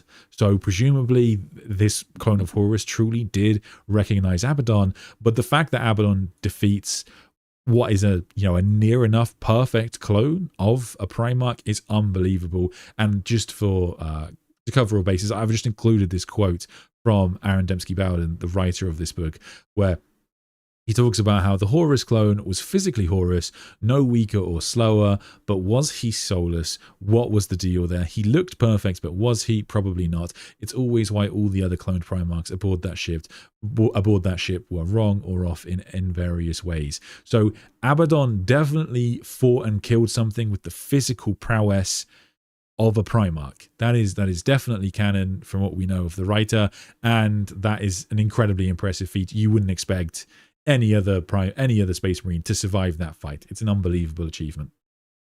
Christian. Yes, I totally agree with you. Like the Abaddon versus the clone thing is a complicated, nuanced situation, and you does a lot to lay it out. One of the things I love about like fighting prowess in the heresy is that because every legion know each other, they've all met 100 times. There's basically this agreement about which are the greatest: Sigismund, Abaddon, Khan, Sevatar, Jubal Khan. Like there is Causeway. Exactly Causeway. There's this agreement about which of us are the best. So there's a moment I really love from Sigismund. He's been mentioned a lot in the chat. After Sigismund has defeated Khan in Warhawk, he's sitting there going, "What's left for me now?" It's like, okay, I need to fight somebody important, somebody relevant, not an up-jump lieutenant. I need to basically get one last important kill. Abaddon, gotta go get him. And that's where the hunt begins, because like, they all know each other, and they all I actually have that quoted. Let me see how far we are from it. But yes, we do. It's also it's also sad when they have to fight. Like in Solar War, Abaddon faces Jubal Khan of the White Scars. They're like their greatest blade champion, and it's a close fight. Abaddon wins because like uses anti-gravity and practical tricks, and knowing Khan and the Jubal and using the fact that he has two weapons, so Jubal's one. But it's a good fight, and it's always fun when these like great heresy characters meet. I think it was Aaron Dembski-Bowden's original short story, the one where Conrad Kurth and the Lion meets for the first time, where it was introduced that there was like these names that everybody knows. Savage Weapons? Yeah, you see Savage Weapon. It's with Sevatar and Causeway and Abaddon and Raldoron. Like there's these legendary names that run through all the legions. No, very, very true. Very, very true. So yes, Abaddon is an absolute legend, and he's starting to understand how he can utilize chaos. And this quote here is about what I was talking about earlier, this idea that the Chaos Gods, they want Abaddon on their side, but they sort of hate him. And Iskandar Kaon kind of explains why, we see, because Abaddon understands that his greatest strength is also his deepest flaw. Because he will not bow to the Pantheon, they will forever betray him and work against his ultimate triumph. And it is said that Abaddon's destiny is an Ouroboros, the serpent devouring its own tail, as the Pantheon chases. As the Pantheon chases a submission he will never get, and he chases a triumph that may never come. So Abaddon is starting to understand a bit more about like how he can utilize the Chaos Gods, what he should entertain about them, and it's as he gets the weapon. Oh, actually, no, I've jumped ahead. Never mind. And later, and even at this point, he has still not fully accepted gifts from the Chaos Gods. He has still not become the Mark of Chaos wearing demigod warlord that we know him to be in 40k. And it's towards the end of the foundation of the Black Legion in the book Black Legion that we actually get to see Abaddon fight against one of the most legendary heroes that you've already mentioned, Christian, Sigismund, the former first captain of the Imperial Fists, perhaps the greatest swordsman out of all of the Space Marines, Sevatar be damned. And it's in this battle that we get to see Abaddon have kind of like his last, like, you know, massive bout as just a Space Marine. And he fights against Sigismund sort of half-heartedly at the start. You know, he tries to talk Sigismund around. And, you know, it's objectively very funny watching Sigismund basically tell him that he's just not interested in anything you got to say, and you abandoned your right to criticize the Imperium once you damned it, and he's just not listening to Abaddon at all. Sigismund, a very popular character, and you can see why. He's an absolute bad man. Sigismund, at this point, is 1,000 years old or near enough, and Abaddon has been alive for the same time period, but he's been alive in the Eye of Terror, so for him it's been centuries compared to like a millennia for Sigismund. And so when they finally meet, you know, outside of the Eye of Terror, where Sigismund has been waiting for Abaddon, Sigismund is visibly aged, whereas Abaddon is not. And Abaddon, you know, very sadly duels against this man because they were once incredibly fond of one another. We see them talk again in Sigismund's novel. And in that novel, Abaddon has a massive respect for Sigismund to the degree that he actually stops one of his brothers fighting against Sigismund in the Great Crusade because he knows it's an automatic loss, even for a legendary fighter, because Sigismund is just that good. And so Sigismund, so Abaddon doesn't want to fight this man, but he brings himself to do it. And Sigismund basically knew he was going to die. He is a, you know, legendary. Oh,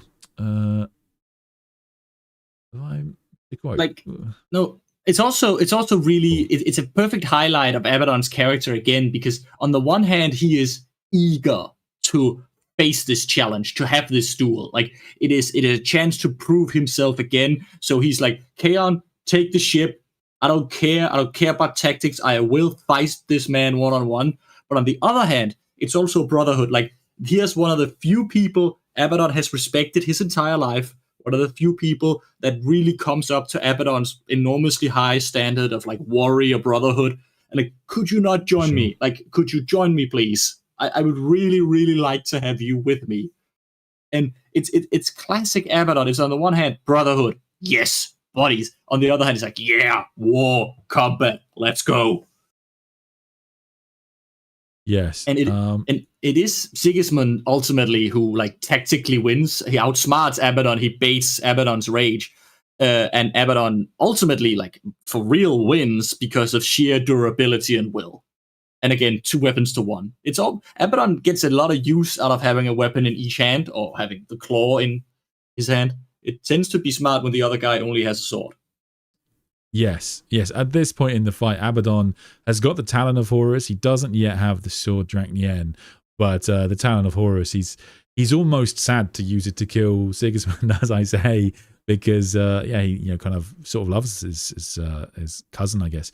But I thought I would include, you know, perhaps one of the most famous quotes in Warhammer 40k, Sigismund to Abaddon as Sigismund dies. He says, "You will die as your weakling father died, soulless, honorless, weeping, ashamed."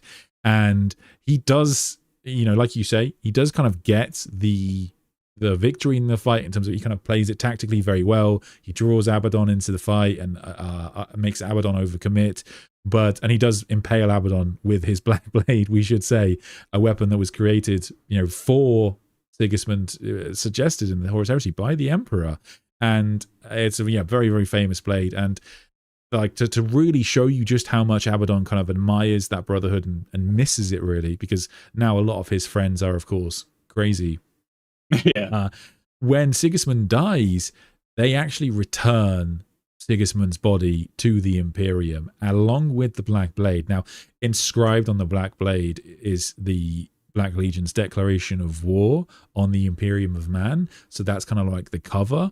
But realistically, we can, you know, intuit from the book that the reason Abaddon did this was because he loved Sigismund or kind of like greatly admired him or looked up to him. And it's such a great little snapshot of Abaddon's character. You know, he'll kill the loyalists, but he does long for those days. There's another really great book in Fall of Cadia. There's another really good scene where Trajan the Infinite has been working with Belisarius Cawl in the Fall of Cadia, and Abaddon finds them working together. And so they're like, oh God, gotta get out of it. Abaddon's arrived. He's the Warmaster of Chaos. We'd better run. So they run away, and Trajan chucks some of his like Tesseract labyrinths to help himself out, because as very famously, Trajan is able to kind of trap people in these Tesseract labyrinths, kind of freeze them in time and keep them in the museums, his museum, and he actually carries them around with him sometimes because he can use them. And one of the ones he chucks at Abaddon is like a whole little like a squad and a dreadnought and a custodian, and he chucks them at Abaddon just to delay him. One of these Ultramarines is from the Horus Heresy. Like, he's that old. That was when Trajan kind of snapped him up. And when he sees Abaddon, he thinks it's Horus. And so he, bellows that he's going to, kill Horus, the traitor son of the Emperor.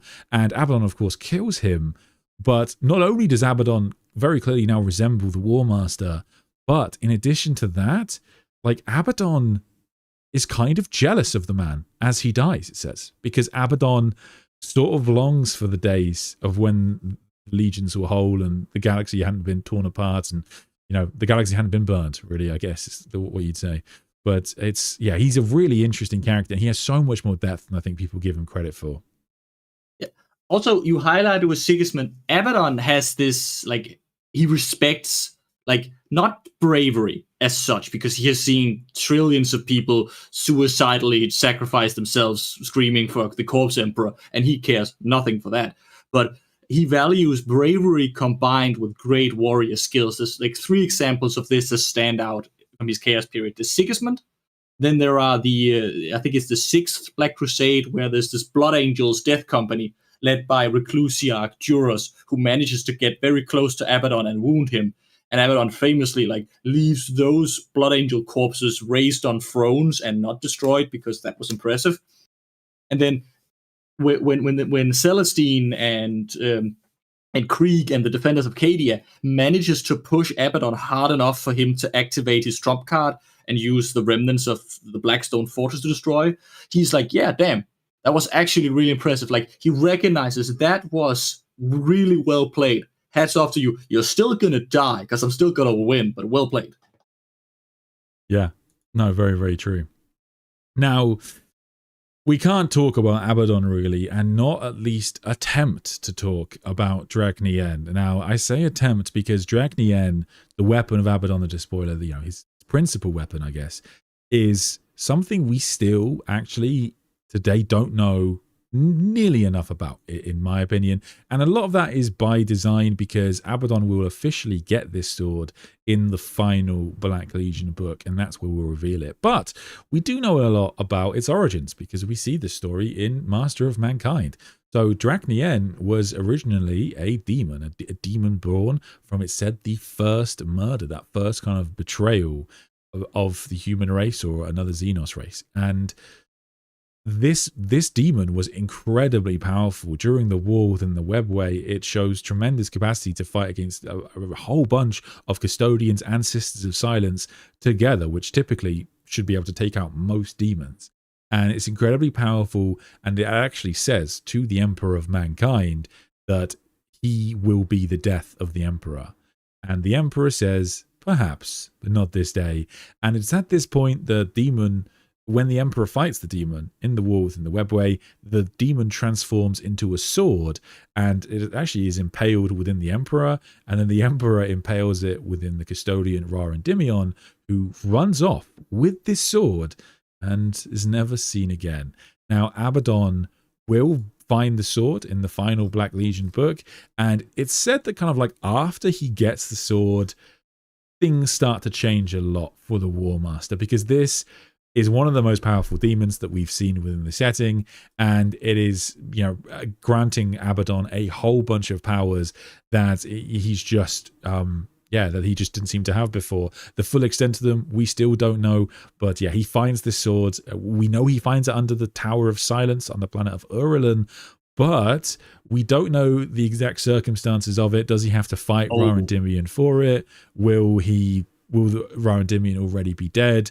And so, yeah, I guess we're still waiting to find out what happens there. But the sword is, incredibly powerful. But we're still. It's one of the big mysteries, I guess, for the setting for me, Christian. I had just found in my own like source notes the exact quote you brought up on the screen, because I love that ADB like goes into the sword is like it has a name in almost every language. The Dark Eldar has a name for it. There are a name in Chthoniya, in Nagrakali. Like it is Oblivion, Crown Render, the Thorn in Reality. Like this demon is so massive and so terrifying. It is like it's not. It's basically I kind of sorted like Be'lakor, but not quite. Like it's one of those mythically independent, mythically powerful chaos entities, and it was so awesome to see it back in the day, and it made a lot of people angry when like there was a demon the Emperor couldn't banish, the Emperor couldn't kill. Like, oh yeah, that's big. And Abaddon does put it to amazing use. Like I find it really funny. There's a moment in Fall of Cadia where they actually like it's a Fenrisian saga telling, so they might exaggerate, but they basically describe the sword as being 3.5 meters long. That's a damn long sword. Like It doesn't look like that long on the model, but it can change shape, so it might extend or shrink. Yes, and it is still like it's a fascinating weapon because it is a demon weapon objectively, but as far as we know, it doesn't fight Abaddon for control of his body, but it does hunger. Like it, the books do talk about how when Abaddon's wielding the sword, it kind of like shrieks in anger if Abaddon isn't killed. Famous/infamous duel he has with Eldrad Othran and the other Farseers back, very, very old lore, like 25-year-old lore from a White Dwarf article, where the sword's desire to go to combat kind of like pulls him ahead. But another really fun part I love with the sword is that in the Arcs of Omen Abaddon book, where Abaddon is slaughtering his way through Cadian troops, are you still with me? Yes, I'm still with you. Slaughtering his way through Cadian troops, one of them throws a grenade at him, and Abaddon uses the flat of the sword to bat it aside, and Drach'nyen visibly growls at annoyance at being used like that. Like, come on, man. Like, I am the killer of the Emperor. I'm not a baseball bat. Yeah. No, very, very true. Very, very true. But, I mean, again, and, it's the final thing I was going to say. It seemingly is, again, one of those things that implies maybe the Emperor had foreseen how powerful Abaddon would become, because when Drach'nyen says, I'm going to kill you someday, the Emperor doesn't actually say no. He just says, perhaps you'll kill me, just not today. So, again, perhaps Abaddon is, a lot of what Abaddon is going to become has been planned for by the Master of Mankind.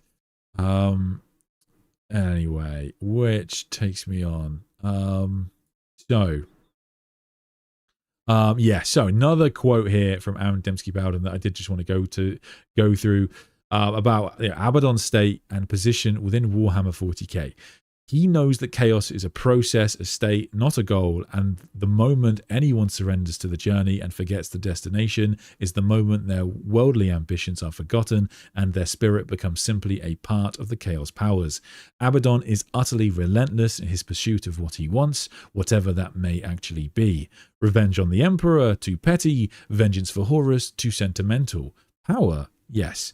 What kind of power? Mortal power. He could have all the immortal power he can handle if he but asks.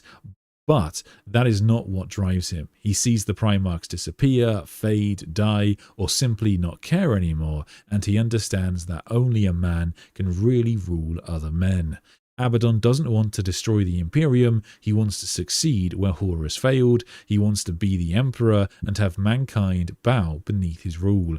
So Drach'nyen is definitely the greatest extent to which Abaddon is accepting, power from chaos, but he's not particularly happy about it, and he would rather rule the Imperium as a man. But unfortunately, pacts must be made with darker powers. So I guess we'll see. And in the Fall of Cadia, we do see Abaddon again have to deal with this ridiculous scenario of him needing to bring some of the most fervent servants of chaos into line, and in particular the wannabe demon prince, soon to be demon prince, Akanthos, who is someone who seeks godhood. And Angron explains to us how, like, Angron, nothing is better for Angron as a demon prince. And again, explaining why Abaddon hasn't become a demon prince himself, he talks about how Angron is still a slave gladiator. He basically does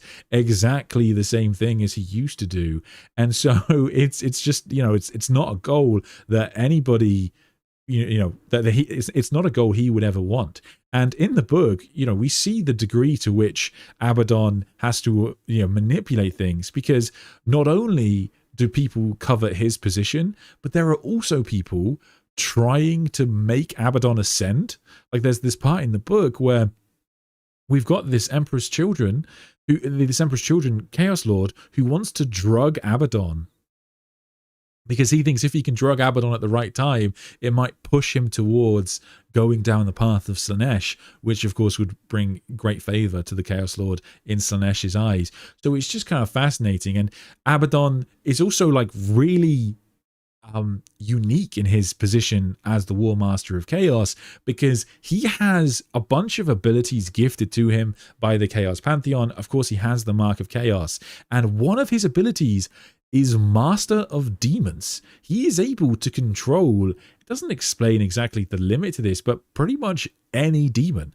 And when this demon is attached to Akanthos, he is basically able to command it to do what he wants, as if he sort of like knew the true name of the demon and had conducted a ritual or something. So Abaddon has got like a ridiculous amount of gifts by the time we get to 40k. Just like with Drach'nyen, Games Workshop keep things relatively close to the chest, but he is a being of unimaginable power. And we do see Horus also use this ability during the Siege of Terra, where he summons like all of the big demons to Terra.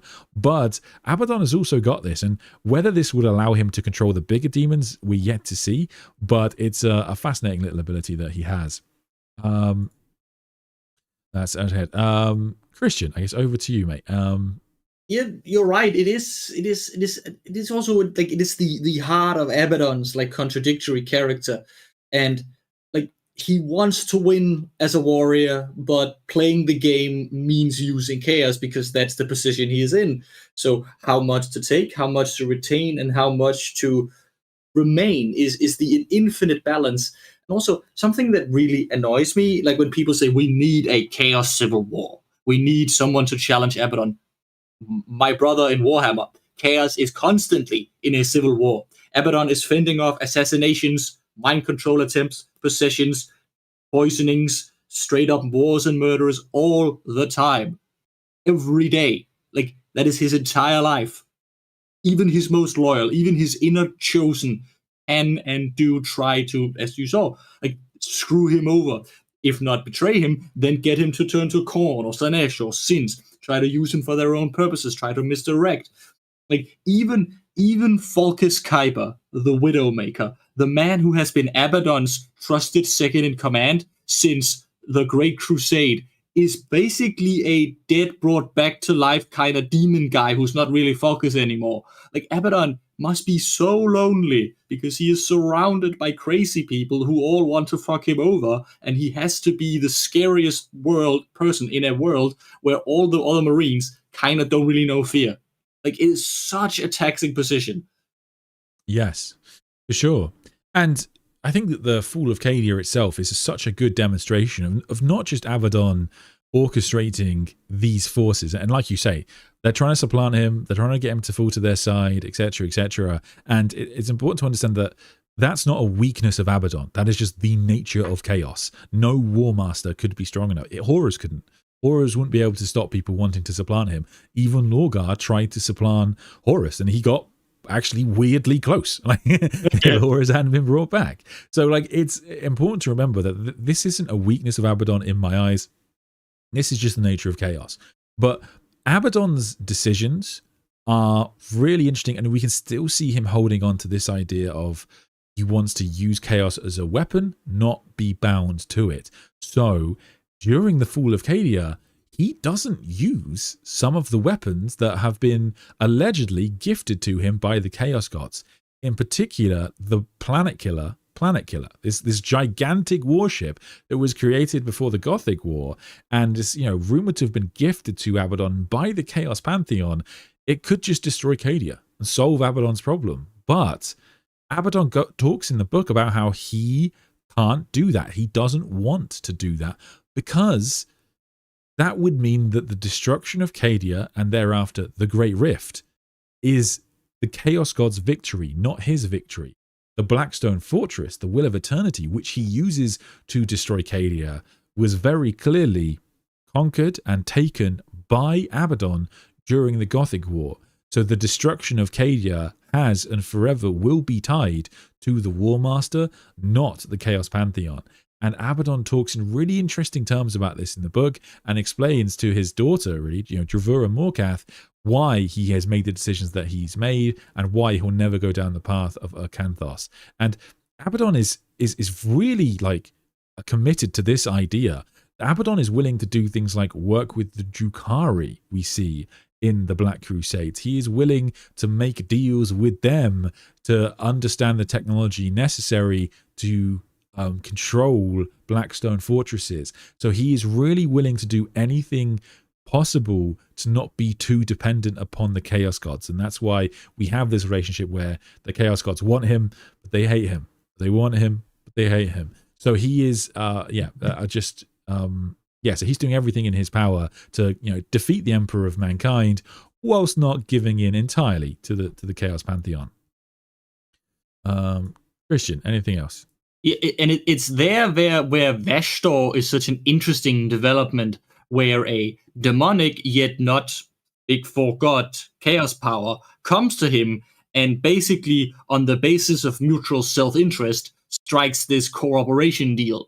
That's kind of why this was so fascinating lore, because Vashdor was new, but it fitted really well with Abaddon, and working together, it was an excellent introduction to Vashdor and a furtherance of the Despoiler's other plans. And also, it highlights one of the things I love about the Arks of Omen. It highlights one of Abaddon's great skills that are rarely shown. Abaddon wants this galaxy-wide war/treasure hunt, but he doesn't want to use his own resources because he has a lot, but not infinite. So he uses his name and his title to basically put the call out to the whole Chaos community. Come, swear fealty to me, and get this gigantic weaponized space Hulk that you can wreck stuff with. And they come. All type of war bands come because Abaddon's name carries enormous cachet, and that's a lot of firepower. That's a smart use of your political clout, so you don't have to expend your own Black Legionaries for a war. Very true, very true. And we will talk about Vashdor in a moment. But before we do get onto him, there are a few more relationships that I think are good to explore just with Abaddon, because I did kind of set this up earlier when I spoke about his relationship with Khan the Betrayer. Of course, they have a good relationship in the Great Crusade and early Horus Heresy, but then even as Khan kind of descends under the nails into the Siege of Terra, Abaddon is quite committed to his old friend and actually does risk his own life to go and save Khan during the Siege of Terra. He's a really good brother to him in that respect. And later on, in Warhammer 40k, before the 13th Black Crusade, when Abaddon wants to bring Khan to his side and utilize him, Abaddon has to go and fight Khan. He has to go and battle him. And we see this in the story, The Red Path. At the end of the book, Abaddon comes to Khan, and they, of course, Khan just wants blood to flow. And so Abaddon, they of course have a fight. And Khan at this point is, maybe the most experienced killer in Warhammer 40k. And Abaddon, of course, like we say, is not the best warrior necessarily, but he does do okay against the Berserker. And he does bring Khan to heel because, of course, he points out that he is also blessed by the god Khorne. Then, in addition to that, we've got to mention ADB's other series, the Night Lords trilogy, where we do see Abaddon attempting to court Night Lorders and bring them under his sway, and he's actually quite successful in this regard. Many of the Night Lords, as many Marines from all of the legions, do follow Abaddon. Hilariously, in this series, there is this line that talks about how Abaddon weirdly smells. He smells quite badly, which would make sense given that he has gifts from Nurgle, but that doesn't seem to have put off members of the 8th Legion from joining the Black Legion. And we actually get a fantastic quote as to why here. You asked why I joined the Despoiler, and the answer is the answer is in the fate of the Primarchs. They were never intended to be the inheritors of this empire. Their fates were sealed with their births, let alone their ascensions. They are echoes almost gone from the galaxy, engaged in the great game of chaos, far from mortal eyes. The empire belongs to us, for we are still here. We are the warriors that remained behind. And it's such a good little insight into, again, as I say, why I think most people, even if they profess to hate Abaddon because Reddit tells them to do so, why, I still think you follow him. At the end of the day, are you going to follow him, or are you going to follow one of these horrific demigod, princeling, demon things that is as much likely to kill you as listen to you? I think Abaddon you stand a much better chance with. And Abaddon has been successful in a way that even Horus Lupercal hasn't. He has split the galaxy asunder by creating the Great Rift. Now, the creation of the Great Rift on its own, again, pulls more mystery around Abaddon's character, because here's a slight misapprehension with the Great Rift. Abaddon didn't create the Great Rift so much as reveal it within the galaxy. And we know this because we see it, Vashdor talking to Abaddon in Arcs of Omen, and we see Belisarius calling Trazyn talking in the Fall of Cadia series, where it turns out that the Necrons, not nice guys, the old ones, also not nice guys. And the older ones would utilize a lot of warp magic in their war versus the Necrons in the ancient past of our galaxy 60 million years ago.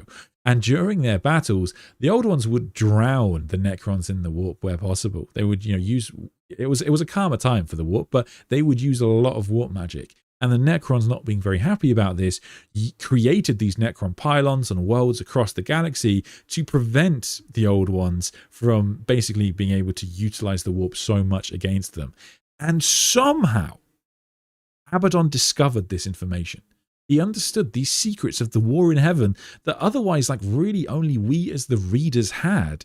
He discovered this, and that's how he uncovered that if he can destroy planets in certain places throughout the galaxy, hence the 13 Black Crusades, and then destroy Cadia, he could unleash this Eye of Terror upon the galaxy, and it will look like it's spilling out across the galaxy, but really what's happening with the Eye of Terror is the old defenses that the Necrons had put in place are being destroyed, and that is why the warp is now spilling over so much into real space, and the Eye of Terror has now split the galaxy into two.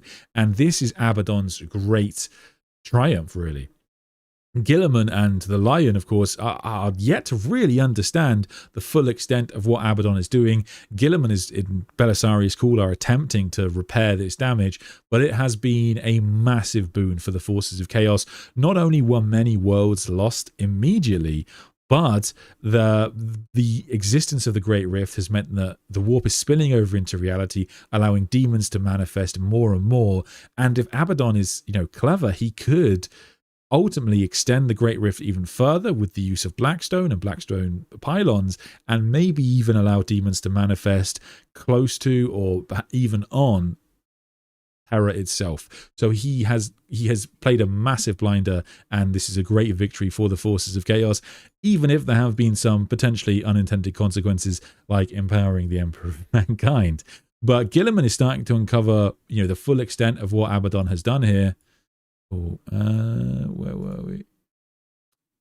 Yes. Yeah. Oh, hang on. A little detail I absolutely love is in the Robert Rath's short story about Trazyn leading into Fall of Cadia.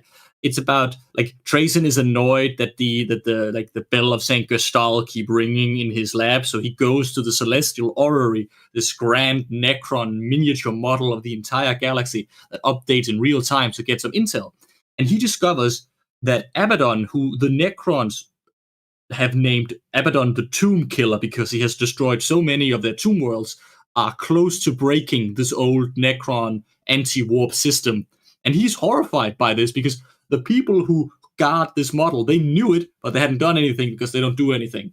So I like that the Necrons kind of see this coming, and some of them don't act, and Trajan then acts. Because, of course, if you go around breaking tomb worlds and Blackstone pylons for 10,000 years, even the sleeping Necrons might notice. So they nicknamed Abaddon the Tomb Killer. I like this, how there's synergy between the different factions and they see each other's actions. Love it. Yeah, no, very, very interesting. And we've got a super chat here, which is saying, is Abaddon powerful enough to beat a Primarch one-on-one? Which is, I mean, perhaps the question that we all want to know, really. And there's a few details that we have. So, of course, in the beginning, it seems quite apparent from Altharius's words to Abaddon and the way Abaddon, can't stand up to Horus or his brothers in the siege, that at that point, he's not at a Primarch level. He's below a Custodian level. But as he has received more and more gifts from the Chaos Gods and become more powerful, who knows now? And he's also got the weapon Drach'nyen, which is a force unto itself powerful enough to perhaps even kill the Emperor. Now, in my mind, I think the answer is obviously going to be yes. And the reason I say that is because if we have a look, in actual fact, if I put, give me a second.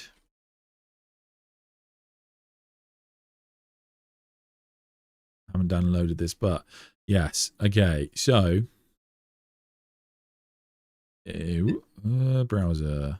Is it going to be the Guilliman and Abaddon model mirroring each other? Yes, it was. It was, yes. If we have a look at the Abaddon Guilliman art from 8th edition, although this is a fictional scene, well, all 40k fictional, although it's a fictional scene within 40k, it's never actually happened. But clearly the two characters have been posed to be opposite one another. Furthermore, if you have a look at their models, even their bases kind of look like they're supposed to be next to one another. It looks very much to me like that's what Black Library and Games Workshop are going for. And I think probably the greatest evidence of Abaddon becoming something greater than a Space Marine and perhaps even of a Primarch level is actually going to be in his battle versus Marneus Calgar. I can't remember where was the last chance I put that, where I put that. Give me a second. As Sandman is looking for that, the model makers who made Abaddon and Guilliman's model were actually in interview on record that they were made to mirror each other. They were designed to opposite mirror pose each other as basically the Lord of the Imperium and the Lord of the Chaos Forces. And Guilliman himself in the lore is very aware who his sort of like main enemy is. He has this famous conversation with a custodian in the Emperor's Legion where he goes like, yeah, I knew our enemies back in the day. I remember first Captain Abaddon. I knew him back then. Is that enough to beat him? I don't know, but it's an advantage. He could have mentioned any Primarch, all his brothers. He could have mentioned Tyranids, but the only name he brings up is Abaddon. Yes, yes.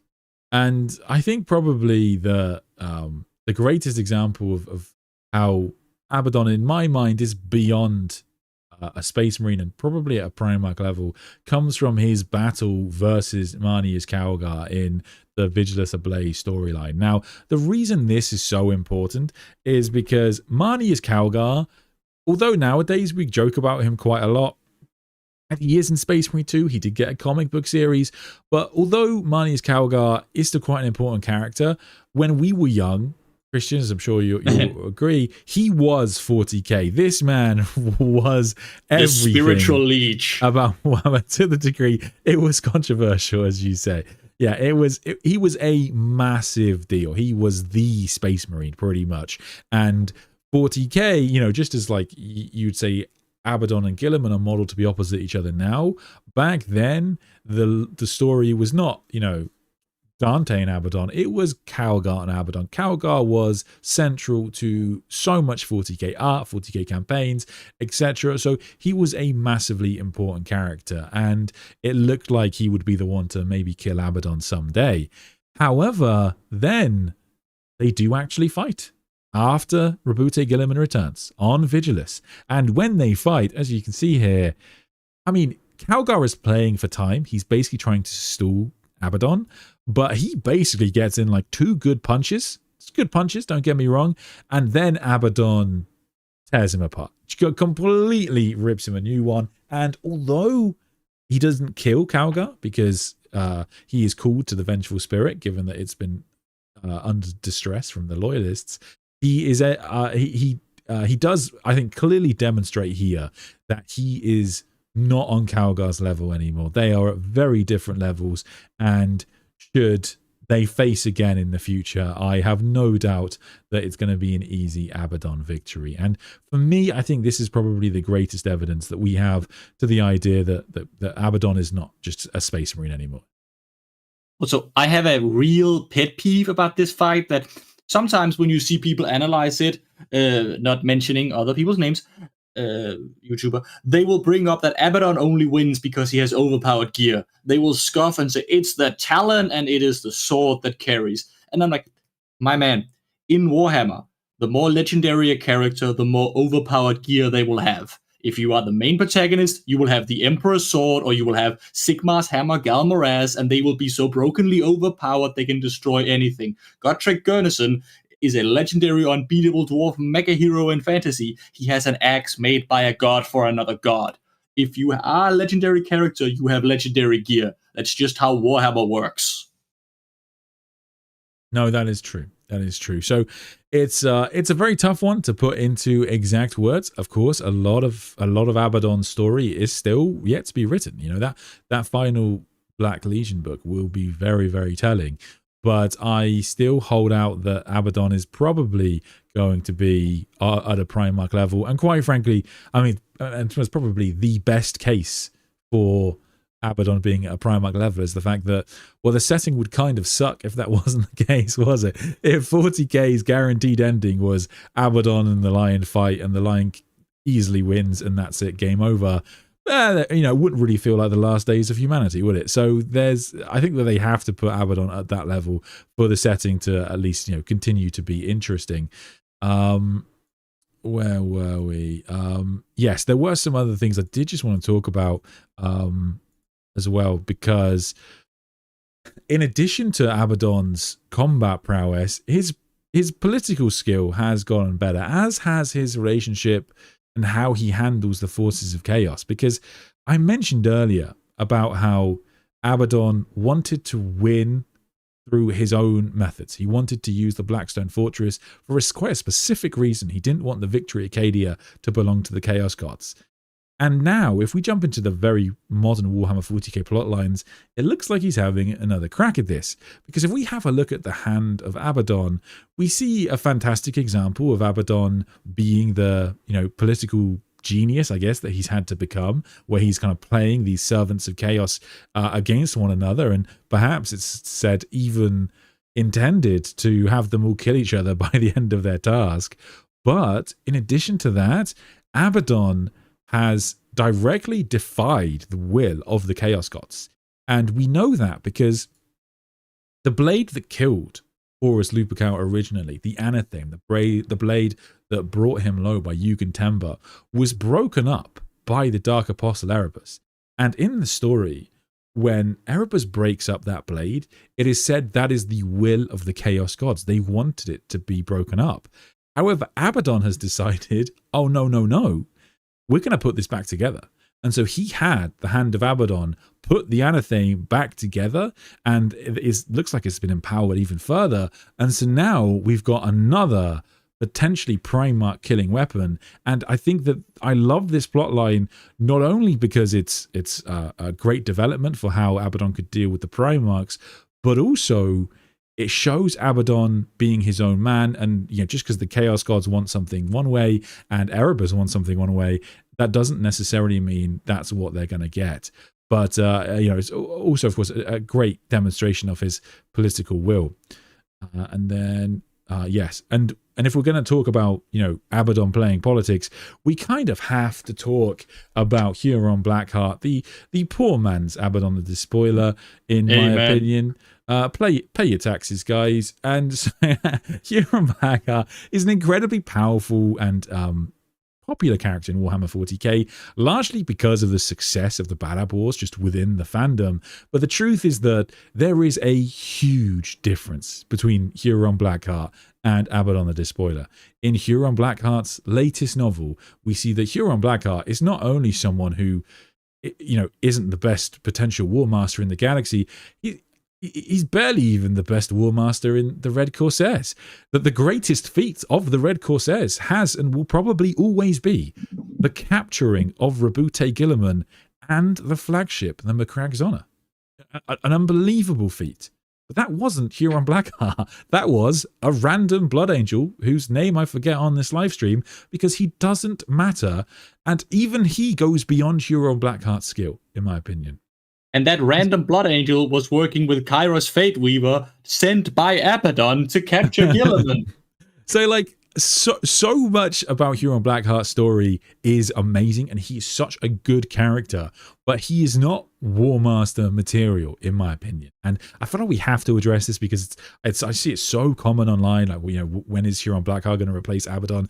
He's just not at that level at all. He doesn't understand the nature of chaos like Abaddon does. He outright questions, why isn't Abaddon just accepting the chaos powers? He says that to Abaddon in the book Pandarax. He's asking him, why don't you just accept chaos powers, and then everything will be great, right? You'll have more support from whatever god you assign yourself to. And of course, Abaddon doesn't even bother explaining this stuff to him because he just doesn't understand. He hasn't seen what Abaddon has seen, and of course, he doesn't have the story history that Abaddon has. As you've probably noticed at this point in the live stream, we're over 2 hours in. Abaddon has a massive amount of lore. He might be the most detailed character in the setting, and that is probably the greatest evidence for him being the necessary Warmaster of the setting, because he has this great story history and development over time, which Huron Blackheart just doesn't have. The Badab War lore is short. I'm always surprised it gets so much attention on YouTube because there's barely any lore for the Badab War. You're talking a handful of Imperial armor tomes. Really, pretty extensively covered for such a small war, realistically. But yes, Huron Blackheart, of course, does of course, want to be Warmaster himself, and doesn't really shy away from that that aim, even in Abaddon's presence, to be fair, which is quite funny, and I do really like the character in that respect. But the truth is that seeing people so regularly say, when is Huron Blackheart going to be the Warmaster, it hurts my brain, because there's just that Abaddon is the would-be king of Chthoniya who chose brotherhood over royalty, and then saw through the lies of chaos even where everybody else has failed. And even when we look at what ADB says, Abaddon has done what no one else can do. He has got chaos in a position where no one else has achieved this. And even a lot of people ask, when is Abaddon going to get the Archaon treatment? When's he going to be like Archaon? Archaon is a very different character to Abaddon. It's not necessarily worse. It's just different. And Abaddon's position in the setting is very unique. And quite frankly, I don't think anyone else could do what he does. Yes. That's actually, you brought up a really cool point, because Huron and Archaon are two characters Abaddon is always compared to. And with Archaon, it's really interesting because Archaon was created 2 years after Abaddon was created, so in 1998. And they're very similar, black golden armor, the one normal kind of guy leading the army of chaos, but they have different archetypes. Archaon is the chosen one, despoiled. He is Anakin Skywalker. He was the hero that went bad. Abaddon is Lucifer. He is the angel of God that defied God because God wanted to give power to man. Those are their literary archetypes. One is Anakin Skywalker, the other is Lucifer. Different archetypes, very similar appearances. And as for Huron is an amazing character. I love Huron, but I love him because he's a scheming underdog, an upstart a cutthroat jump-started pirate, a man who's dancing at the edge of oblivion and doing really well for such a young up-and-coming warlord, and that's really cool. But there's a hell of a lot of way to go from jump-standing up-and-comer to the champion. I vividly remember getting into 40k and reading a really, really bad fan Wikipedia back in, I think it was 2018. and they were like, it is any day now. Abaddon will be killed and replaced by Huron, who is much more popular. And like, it's been 7 years, and Abaddon has only been further established, hyped, and gotten more lore, more wins, more novels, more Fall Arcadia. Like, my man, this isn't happening. Well, I think as well, there are some really interesting parallels between the two characters, right? Like I mentioned earlier how the Red Corsairs, you know, because of Kairos Fate Weaver and basically not Huron Blackheart, they did capture the flagship of the Ultramarines. And Huron Blackheart lets it go. He allows the Ultramarines to take it back. And when Abaddon sacrifices the Will of Eternity, it's to destroy a planet and rip the galaxy in half. Blackheart gives up this incredible vessel because it won't do what it's told, because like it's you know, its machine spirit keeps defying the Red Corsairs. That's what happens in the novel. And it's like, that is a lame reason. Like you want to be the Warmaster of Chaos. Abaddon, like you get this fascinating story in Black Legion where the Black Legion series where Abaddon like brings the vengeful spirit to heel, and Blackheart just lets the McCrackers go. And in addition to that, where Huron Blackheart quite willfully just sort of like, you know, as Lugth Huron, he, you know, of course, he has a very understandable plot line, and he there's a reason he's so popular a character. He is a great character. Like he accepts the gifts of the Chaos Gods seemingly so willfully, and wants to go even further down that path that he's just gonna be, his best case scenario is a worse Horus. I think that's basically his only other option here. So it's a tough one really to really put Huron Blackheart at that level, but I think that's by design. I did just want to talk about my favorite person who stands up to Abaddon, though, because we do want to cover the downsides, and I've got to do it because it is Cypher, the Lord of the Fallen. And we see this in it's quite old Warhammer 40k lore. This isn't the Lord of the Fallen novel, but the Lord of the Fallen data slate, where in this we do see Cypher kind of like approach Abaddon, and he like shoots one of Abaddon's bodyguards, these Terminator bodyguards, and Cypher is basically, you know, it's a fascinating scene because it really proves how Cypher is the coolest character in the setting, because even Abaddon doesn't really understand Cypher and his motivations, and there's quite like a tepid relationship with him, and uses him to like bring, I think it's someone like the Agrippina to heal. They have like a very difficult relationship, but I did love this little scene because it's Cypher just not caring about one of the greatest warlords in the entire setting. It's brilliant. Yeah. Go ahead, mate. Yeah, like it's like I just wanted to call out Terminus. You're right. Lucifer did not want to give power to humanity. My argument was that Abaddon is a Lucifer-like character, an angel that fell from heaven, rejected God because God wanted to empower man and Lucifer didn't. That was my. No, for sure. Well, I get where you're coming from. I think that's a good way of phrasing it, is that they just occupy very different positions within the psyche. And I think that people, I'll be honest, I'm always curious. When people say they want Huron to replace Abaddon, I always just think, have you read the Black Legion series?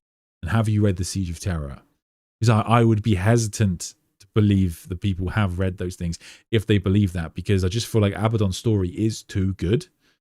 In that regard, like, you know, we've gone through a lot of passages today, but there's, you know, this of course was a fraction of Abaddon's lore.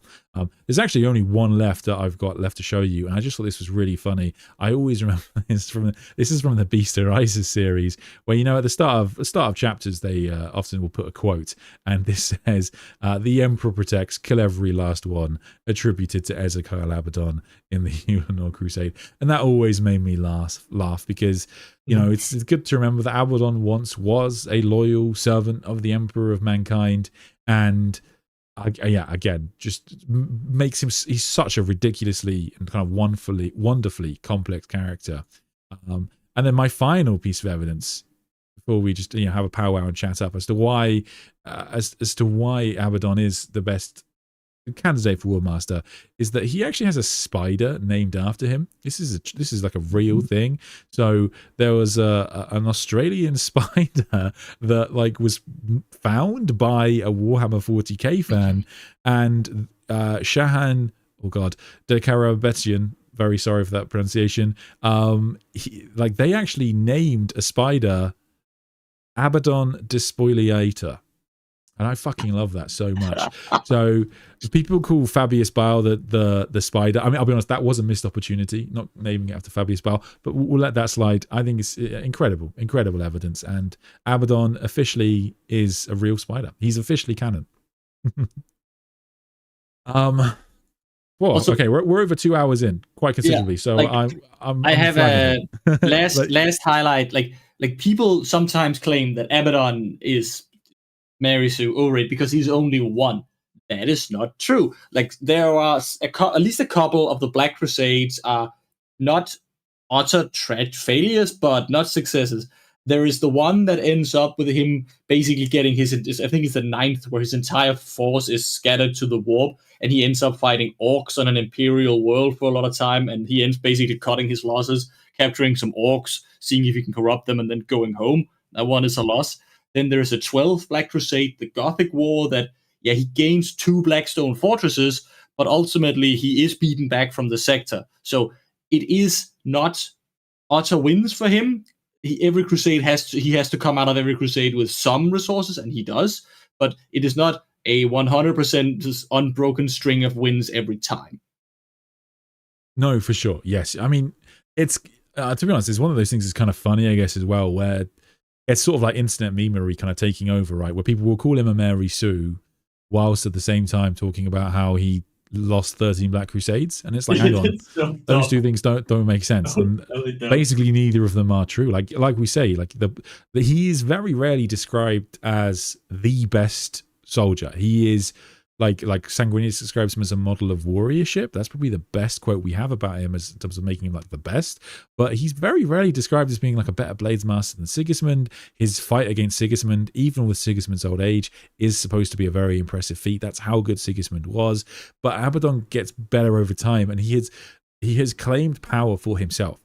I think your argument against Abaddon, if I was going to make one genuinely, is that Abaddon thinks he is a master of chaos, which is basically the same mistake everybody has made, and he's actually not. Because, Abaddon thinks that the gifts that he has taken from the Chaos Gods, he says gifts can't be put upon you, they must be accepted. He has only accepted gifts which he can control, which he has power over, and so he thinks he's kind of in charge of things. The question is that possible? Is that a possibility, or has Abaddon doomed himself? He just doesn't know it yet. But seemingly, how the Chaos Gods behave, and given that they still kind of hate Abaddon and want him, that suggests that there's still a lot of damnation yet to go if they're going to pull him towards their side. So I think that, Abaddon's character, well, we're a long way in this now. I hope it's come across how much we like this character and how good he is. I think that if you would like to know, the quotes we've used from this stream have come from a myriad of places. The best place to start if you want to, listen to some Abaddon glazing, read The Siege of Terra, where you get a lot in the early parts, you get the kind of background of Abaddon's story, and then actually finish The Siege of Terra, and then read the Black Legion series, and that'll give you the bulk of the character. If you've read those two series and you still don't like Abaddon, I'll be genuinely interested to hear you out and hear what you've got to say. I will answer some questions before we wrap up. I think there's one moment that if you are in doubt about how much does Chaos control Abaddon, we have seen one single time that can highlight it. When Khal really turns on the Blackstone pylons at Cadia, the warp is drained, Celestine is depowered, demons are unsummoned, and Chaos Marine loses their buffs. Abaddon loses his buffs, but text is very clear. He had always stood as much with the gods and as apart from them. So all of Abaddon's chaos buffs is drained away. He grits his teeth and keeps being a legendary warrior with thousands of years of experience. He doesn't just fall apart like a Nurgle Marine with his warp axis cut. So true. That's a very good point. That's a very good point. And I guess to be fair, we haven't really addressed Celestine kind of stabbing him in the back, which I can understand a lot of people thinking, that's kind of a sign of Celestine being more powerful than Abaddon, or Abaddon being weaker than you might suppose. But Celestine is a very big deal in the book. She is a massively important character, one of the most powerful fighters in the setting. And to clarify, she stabs him in the back, right? After he had won the fight. Yeah, so he in no way do I view things like that as like weaknesses of Abaddon. Again, like Abaddon is not a being that like you stand no chance against. Like Marneus Calgar is able to play for time when he fights against Abaddon. That is something. And so it's just, like it's what makes, like I said at the start, and I'll repeat now, this isn't a stream of Abaddon has never done anything wrong ever. You might have noticed on this channel, I'm a fan of Lionel Johnson. Apparently, and the rumors persist that he may have made some errors at some point over the last 10,000 years. Possible. It's not why I like the character. Why I like the character is because they're interesting, and like they have the potential to be the best thing, perhaps the Dark Angels. But like it's not the fact that they've never made a mistake ever. Snader, sorry, buddy, I miss your super chat. I'm so sorry. Snader, yes. Important to note that his understanding of chaos is greater than any, save perhaps the Emperor. Staring into the light of the Astronomicon was akin to gazing into forever, as ADB stated in a podcast. Yes, I mean, fantastic point to mention is the fact that Abaddon has stared into the Astronomicon. He supposedly got golden eyes now after staring in the Astronomicon, and perhaps that's part of the reason that he has all of this kind of ancient knowledge, and knowledge that like he seems to understand things that we as the readers barely understand. So he's definitely ahead of the curve in that respect. I also must say I do love one thing about Abaddon is that as much as as much as I like complimented him this stream, like he's often talked about being a very like noble looking fellow. Even as Kell is dying in that first passage at the start, talks about the noble face of Abaddon. But then this is what you get for his artwork, and he doesn't look so noble there, does he? Slimmons, does Abaddon have plans for after overthrowing the Emperor? If he would rule, then would he ever be satisfied with lasting peace after his victory? So yes, that's the big difference from Abaddon's point of view between him and Horus, is that Horus would have been a pawn of chaos, whereas Abaddon wouldn't be. Abaddon would have just been a man, and that's why he can only accept certain gifts, because he needs to be able to make sure that he can say bye-bye Chaos Gods once they've served their purpose. Now, what I love is as a development to this conversation, and this is like super recent Warhammer 40k lore since the End and the Death. When we talk about, Abaddon after defeating the Emperor compared to Horus, for example, like Horus weirdly may have played a blinder. And if I had done this stream like 3 years ago, I would have said that Abaddon has done everything right and he should never have accepted the powers that, Huron, Blackheart, etc. say he should take. But here's the thing. Horus was a very unique being. And before the Emperor kills him, there's this moment where Abaddon just lets go of the chaos powers, and the book seems to imply that the chaos gifts that Horus has have to be willfully given. Like he can't just take them back afterwards without the Chaos Gods offering them to him, but he can let them go of his own accord. And so if Abaddon could achieve the relationship that Horus achieved, perhaps that would be a better way to achieve victory. But I don't think the Chaos Gods would ever make that mistake again. I think they understood that they gave Horus too much power over them, and the for me the debate is still open as to whether Horus truly was a pawn of chaos or whether he was actually in charge, because his ability to let go of chaos power suggests he was far more in control of himself than Imperial scribes would have you believe. Christian, sorry, any thoughts on that? No, I think you're right. I will say that the fact that when Horus then at the end of the fight doesn't want the Chaos gifts back, and then they are then forced on him by the Chaos Gods to make him survive the Emperor's last play, could talk against that, but that's debatable. But to the question, I do not think Abaddon would ever be happy being on a throne in a peaceful galaxy. I think even should he win, should he kill the Emperor and become Emperor of mankind, he would spend his entire reign on the battlefield, on the Vengeful Spirits command deck, fighting wars with everyone, be it other Chaos Lords rebelling, the Chaos Gods fighting him, or if no Chaos, then aliens. He would fight aliens forever. Or if there were no aliens, he would fight rebellions, or he would rule so badly there would be rebellions. Abaddon cannot live in a peaceful world. That's really not him. He will... Technically, he could. We have seen him settle down and be a moonshine brewer, so he has that to fall back on. But the man is a war junkie, and he will always fight a war. Yes, I think probably your best case scenario is a Chthonian type galaxy ran by gangs that will probably still be preyed upon by the Chaos powers. Let's hit some more questions. So, Sandman, how is Abaddon connected to Chaos Undivided? So, Chaos Undivided really nowadays just means having blessings from all 4 Chaos Gods. That's what that means. So when it says Chaos Undivided, that's because typically in the past we would say that there were 4 Chaos Gods, and officially there still are in 40k. And so if you're Chaos Undivided, you have blessings from all 4 of them, and that's what Undivided means.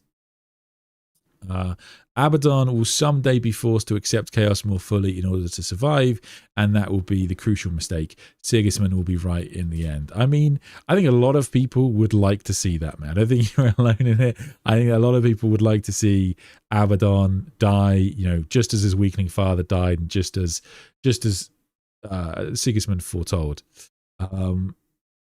I'm thinking if Abaddon could ascend to a demon prince of Chaos Undivided. So it's a really good question. The truth is we don't know. So officially, the answer is supposed to be no, because Be'lakor was the first demon prince and was a demon prince of Chaos Undivided. And officially in the lore, Be'lakor, basically tried to take more power and ascend to godhood himself. The Chaos Gods weren't having this, so Be'lakor got cast down. He's still a demon prince. He still has powers from all 4, but he's a lot less powerful than he once was. And since that point, the Chaos Gods apparently swore never to make another Chaos Undivided demon prince. However, Lorgar and Perturabo exist, so that seemingly breaks that law. But yeah, Lorgar and Perturabo are basically the exceptions to the rule there, I guess is what it is.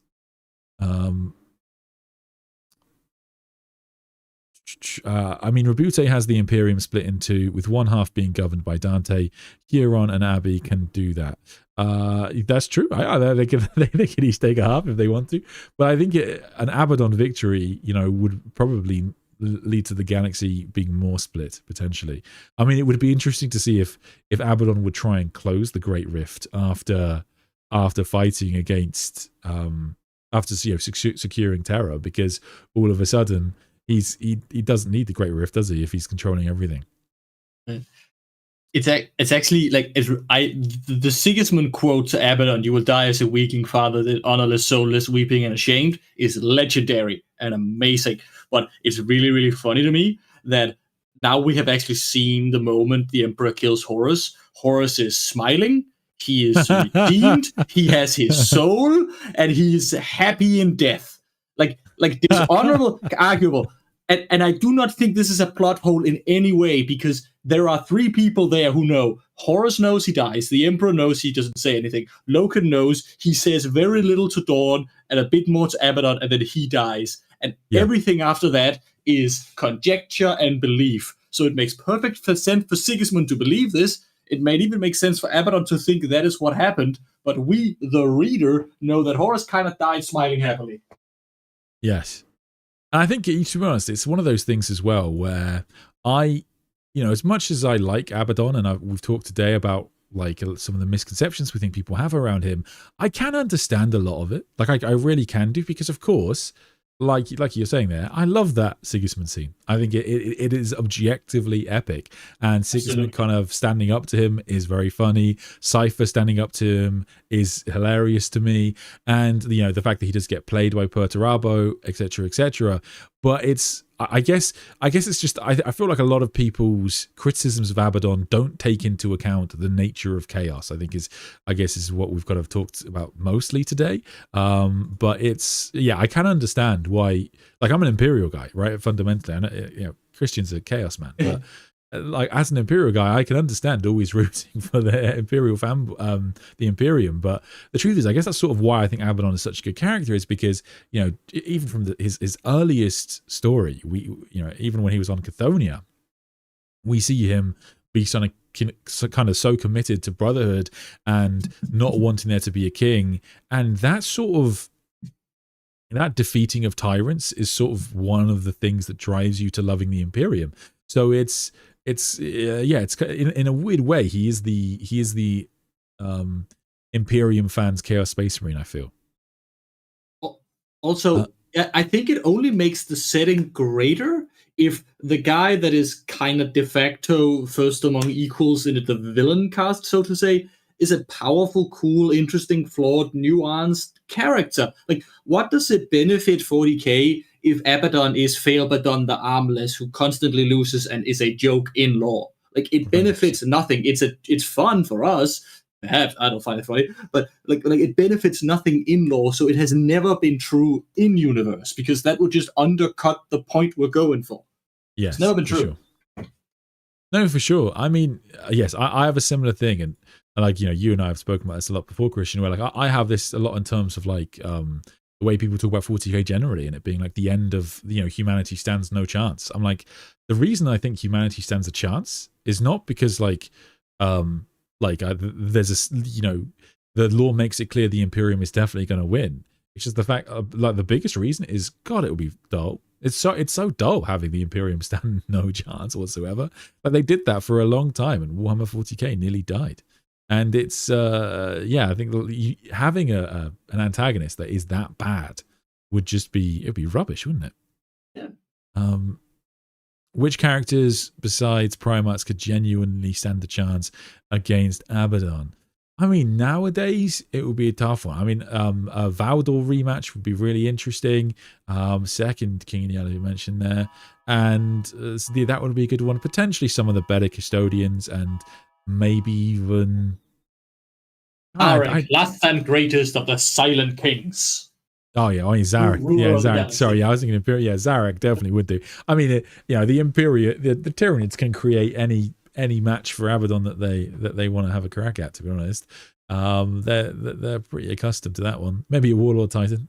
Stand a chance. There's definitely a few, but like, again, that's what makes him interesting, is that it's not obvious he would beat the Lion, and when he just as Guilliman, for example, Guilliman is one of the most interesting Primarchs to read about in combat, because he's not typically described as one of the premier swordsmen, but when he wins, it's normally through like intelligence, and he's tricked them or whatever it's going to be, and I think that makes it quite an interesting character in that respect.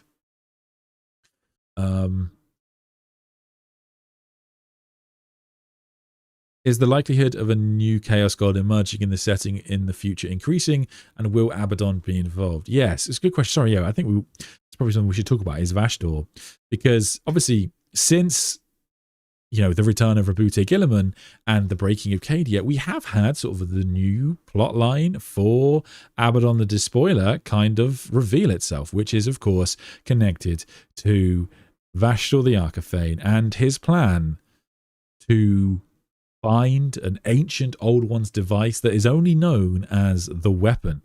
And so together they created these massive Space Hulk combination constructs known as the Arcs of Omen, and began a new war across the galaxy to find fragments of a key that they could use on a lock and get access to the weapon. It's described very vaguely, very deliberately, but we do know it's connected to the Old Ones, and probably the most common prevailing theory is that it's somehow connected to the Webway. Perhaps this is a weapon that would allow Abaddon and his forces like a very specific and unique attack route to Terra, perhaps through the Imperial Palace gateway or something like that. Like, there's a lot of things they could do with this storyline, but this is definitely Abaddon's big plot line going forward. Vashdor, of course, is not doing this for like the goodness of his own heart. He does seek godhood himself, and I think that there is going to be some development in the near future, because one of the things about Vashdor is that he, in fact, I'll pull up some artwork for him. Okay. So the thing about Vashdor is that when we look at the character of Vashdor, and especially his model, you'll notice that his color scheme does not match the Black Legion. And officially, he's like in the Black Legion right now. If you want to play the model, that's where you typically play him narratively. But the truth is, his color scheme doesn't match it whatsoever. However, it does sort of match some of the old color schemes from the Dark Mechanicum. And I think that's probably what the plan for Vashdor is going to be, is that they are going to establish Vashdor as kind of the machine god of the Dark Mechanicum. So that doesn't by de facto make him the machine god, but it does make him the machine god of at least the forces of chaos. So it looks like that's what they're going to happen. I don't necessarily think he'll be made a god in the near future, but he might get pretty close. I honestly, yeah, that could well happen, because I think that it's almost certain that the Mechanicum will believe that this demon is a god. I think that seems pretty likely. Christian, any thoughts on that? No, but I agree. Yes, I think you're right. I think a Vashdor as a centerpiece model for some kind of like Dark Mechanicum themed army would be like almost no-brainer. Smart move for GW. Also, you could also, from the model perspective, you could then use mirroring. You make an AdMech model, and then you make a twisted dark version of that for the dark AdMech, like you do with Space Marines and Chaos Space Marines. So, like, I see that makes a lot of sense to me. And my little hope is that we get a Kelbor Hal model for the Dark Mechanicum. I want Kelbor Hal back. He was cool. I think I got you covered there, buddy. So, if we have a look, so some of my first 40k models were from the original like Space Crusade board game, and in that we had Chaos Androids, and the Chaos Androids were the original version. Basically, these became the Necrons, is what I'm trying to get at. So Chaos Androids became the Necrons, which of course became their own race in Warhammer 40k. However, in the old Warhammer 40k lore, they weren't Necrons, and these models were just called Chaos Androids, and they were things you could use within the game. And they even had this artwork. This is from the board game. Now, here's the thing. The Chaos Android, despite the fact that it got replaced by the Necrons, it is now coming back, and in a pretty big way. So at the end of the book, Genefather, we do see Fabius Bile making a deal with some servants of the Dark Mechanicum, and he trades them the body of a Chaos Android. And at the end of that book, they commit a ritual, a ceremony, and they say that their leader is going to return. Now, it's not specified who it is, but the most famous leader of the Dark Mechanicum is Kelbor Hal. So I think there's a good chance Kelbor Hal, the original Fabricator General, during the Horus Heresy, is going to come back in 40k, and his spirit will embody this kind of like Necron looking chassis, which is pretty badass. That would be amazing. I think they mentioned they were priest of Null, so to Null, the Dark AdMech's ambassador to Horus, and Bile cracks a joke about there being nothing new in the galaxy and everything goes back to the heresy. Like, if it's her they're bringing back, I'll be cool too. I like her too. Yeah. But I mean, Chaos Android at all. To be fair, like Kelbor Hal is in like a really weird position, because he is like technically alive right now in the Scouring. He hasn't been killed yet. He's still on Mars, and so presumably he's going to be killed at some point in the Scouring. So, or maybe not even. Maybe he'll be driven into the Eye of Terror. I don't know. I think he's officially dead, but maybe they'll find a way for him to survive somehow. The other thing I just actually want to point out, actually, is you made me think. I think in terms of like Abaddon plot lines right now, one of the really interesting ones is in reference to this kind of like idea of like Chaos Primaris Space Marines, because a lot of people like to bring that up. Like, will we get Chaos Primaris Space Marines?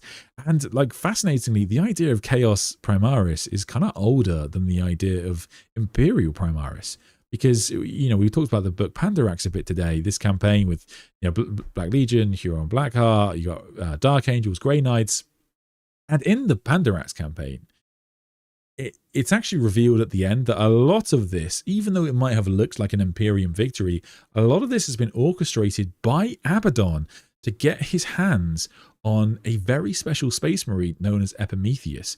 Epimetheus was a Dark Angel who became one of the founding Grey Knights, meaning that he'd lost his Dark Angel's gene seed, had it replaced by the Grey Knight's gene seed, and is an incredibly powerful Psyker. And he was put in stasis to guard this ancient demon called the Prisoner of the Emerald Cave, a very powerful Great Unclean One of Nurgle. This Grey Knight was released when the prisoner was going to return, and this Grey Knight was captured by Abaddon because he knows about the Grey Knights, and he wanted to take this space marine for himself so he could gift the progenoid gland to Fabius Bile and gain access to new technology. And this is long before, this is like when the first what's it called, Armageddon, not Armageddon. What's the one where Apocalypse, when the first Apocalypse editions came out. This was quite old. And so Abaddon has been planning for a new brand of Chaos Space Marine for a long time. And this plotline was picked up again in the Genefather book, where Fabius Bile, who has been attempting to create this new brand of Space Marine for Abaddon, and under threat of death, he has been working to improve the design, but he needed one final ingredient, and that ingredient was the genetic data, the progenoid gland of Alpha Primus, the son/bodyguard of Belisarius Cawl. So now in modern 40k, it's revealed that Fabius Bile has got all the ingredients that he needs to now create a new brand of Space Marine for Abaddon the Despoiler. So we are going to get maybe not Primaris Space Marines, but at least a new and improved Space Marine type. Like there's going to be maybe a new Chaos Space Marine Psyche unit, or at the very least new and improved Space Marine. I mean, both Alpha Primus and Epimetheus are very powerful Psychers, so I'd assume it's Psycho related, but Abaddon is going to get some new toys to play with, which is pretty exciting. Why don't the Chaos Gods make an Abaddon army? That's a good question, mate. That's a good question. It's too many points. You can't just take HQs in Warhammer 40k. You have to take troops and you have great to answer. attack. Great answer. Okay, cool. All right, I think we're going to wrap up there. Thank you so much. Thanks so much to everybody who has been supporting the channel. It means the world. This was quite a lot of prep to put together, and we've now been streaming for almost 3 hours. So, Christian, thank you so much for joining me, man. It's been an absolute pleasure. I am always up for talking about my boy. I was like, I messaged Christian earlier, and I was like, Christian, I've got 60 slides of like my favorite Abaddon quotes. I could do someone just alongside with me to make sure I don't skip over anything too much. And yeah, you've been amazing. So thank you so much.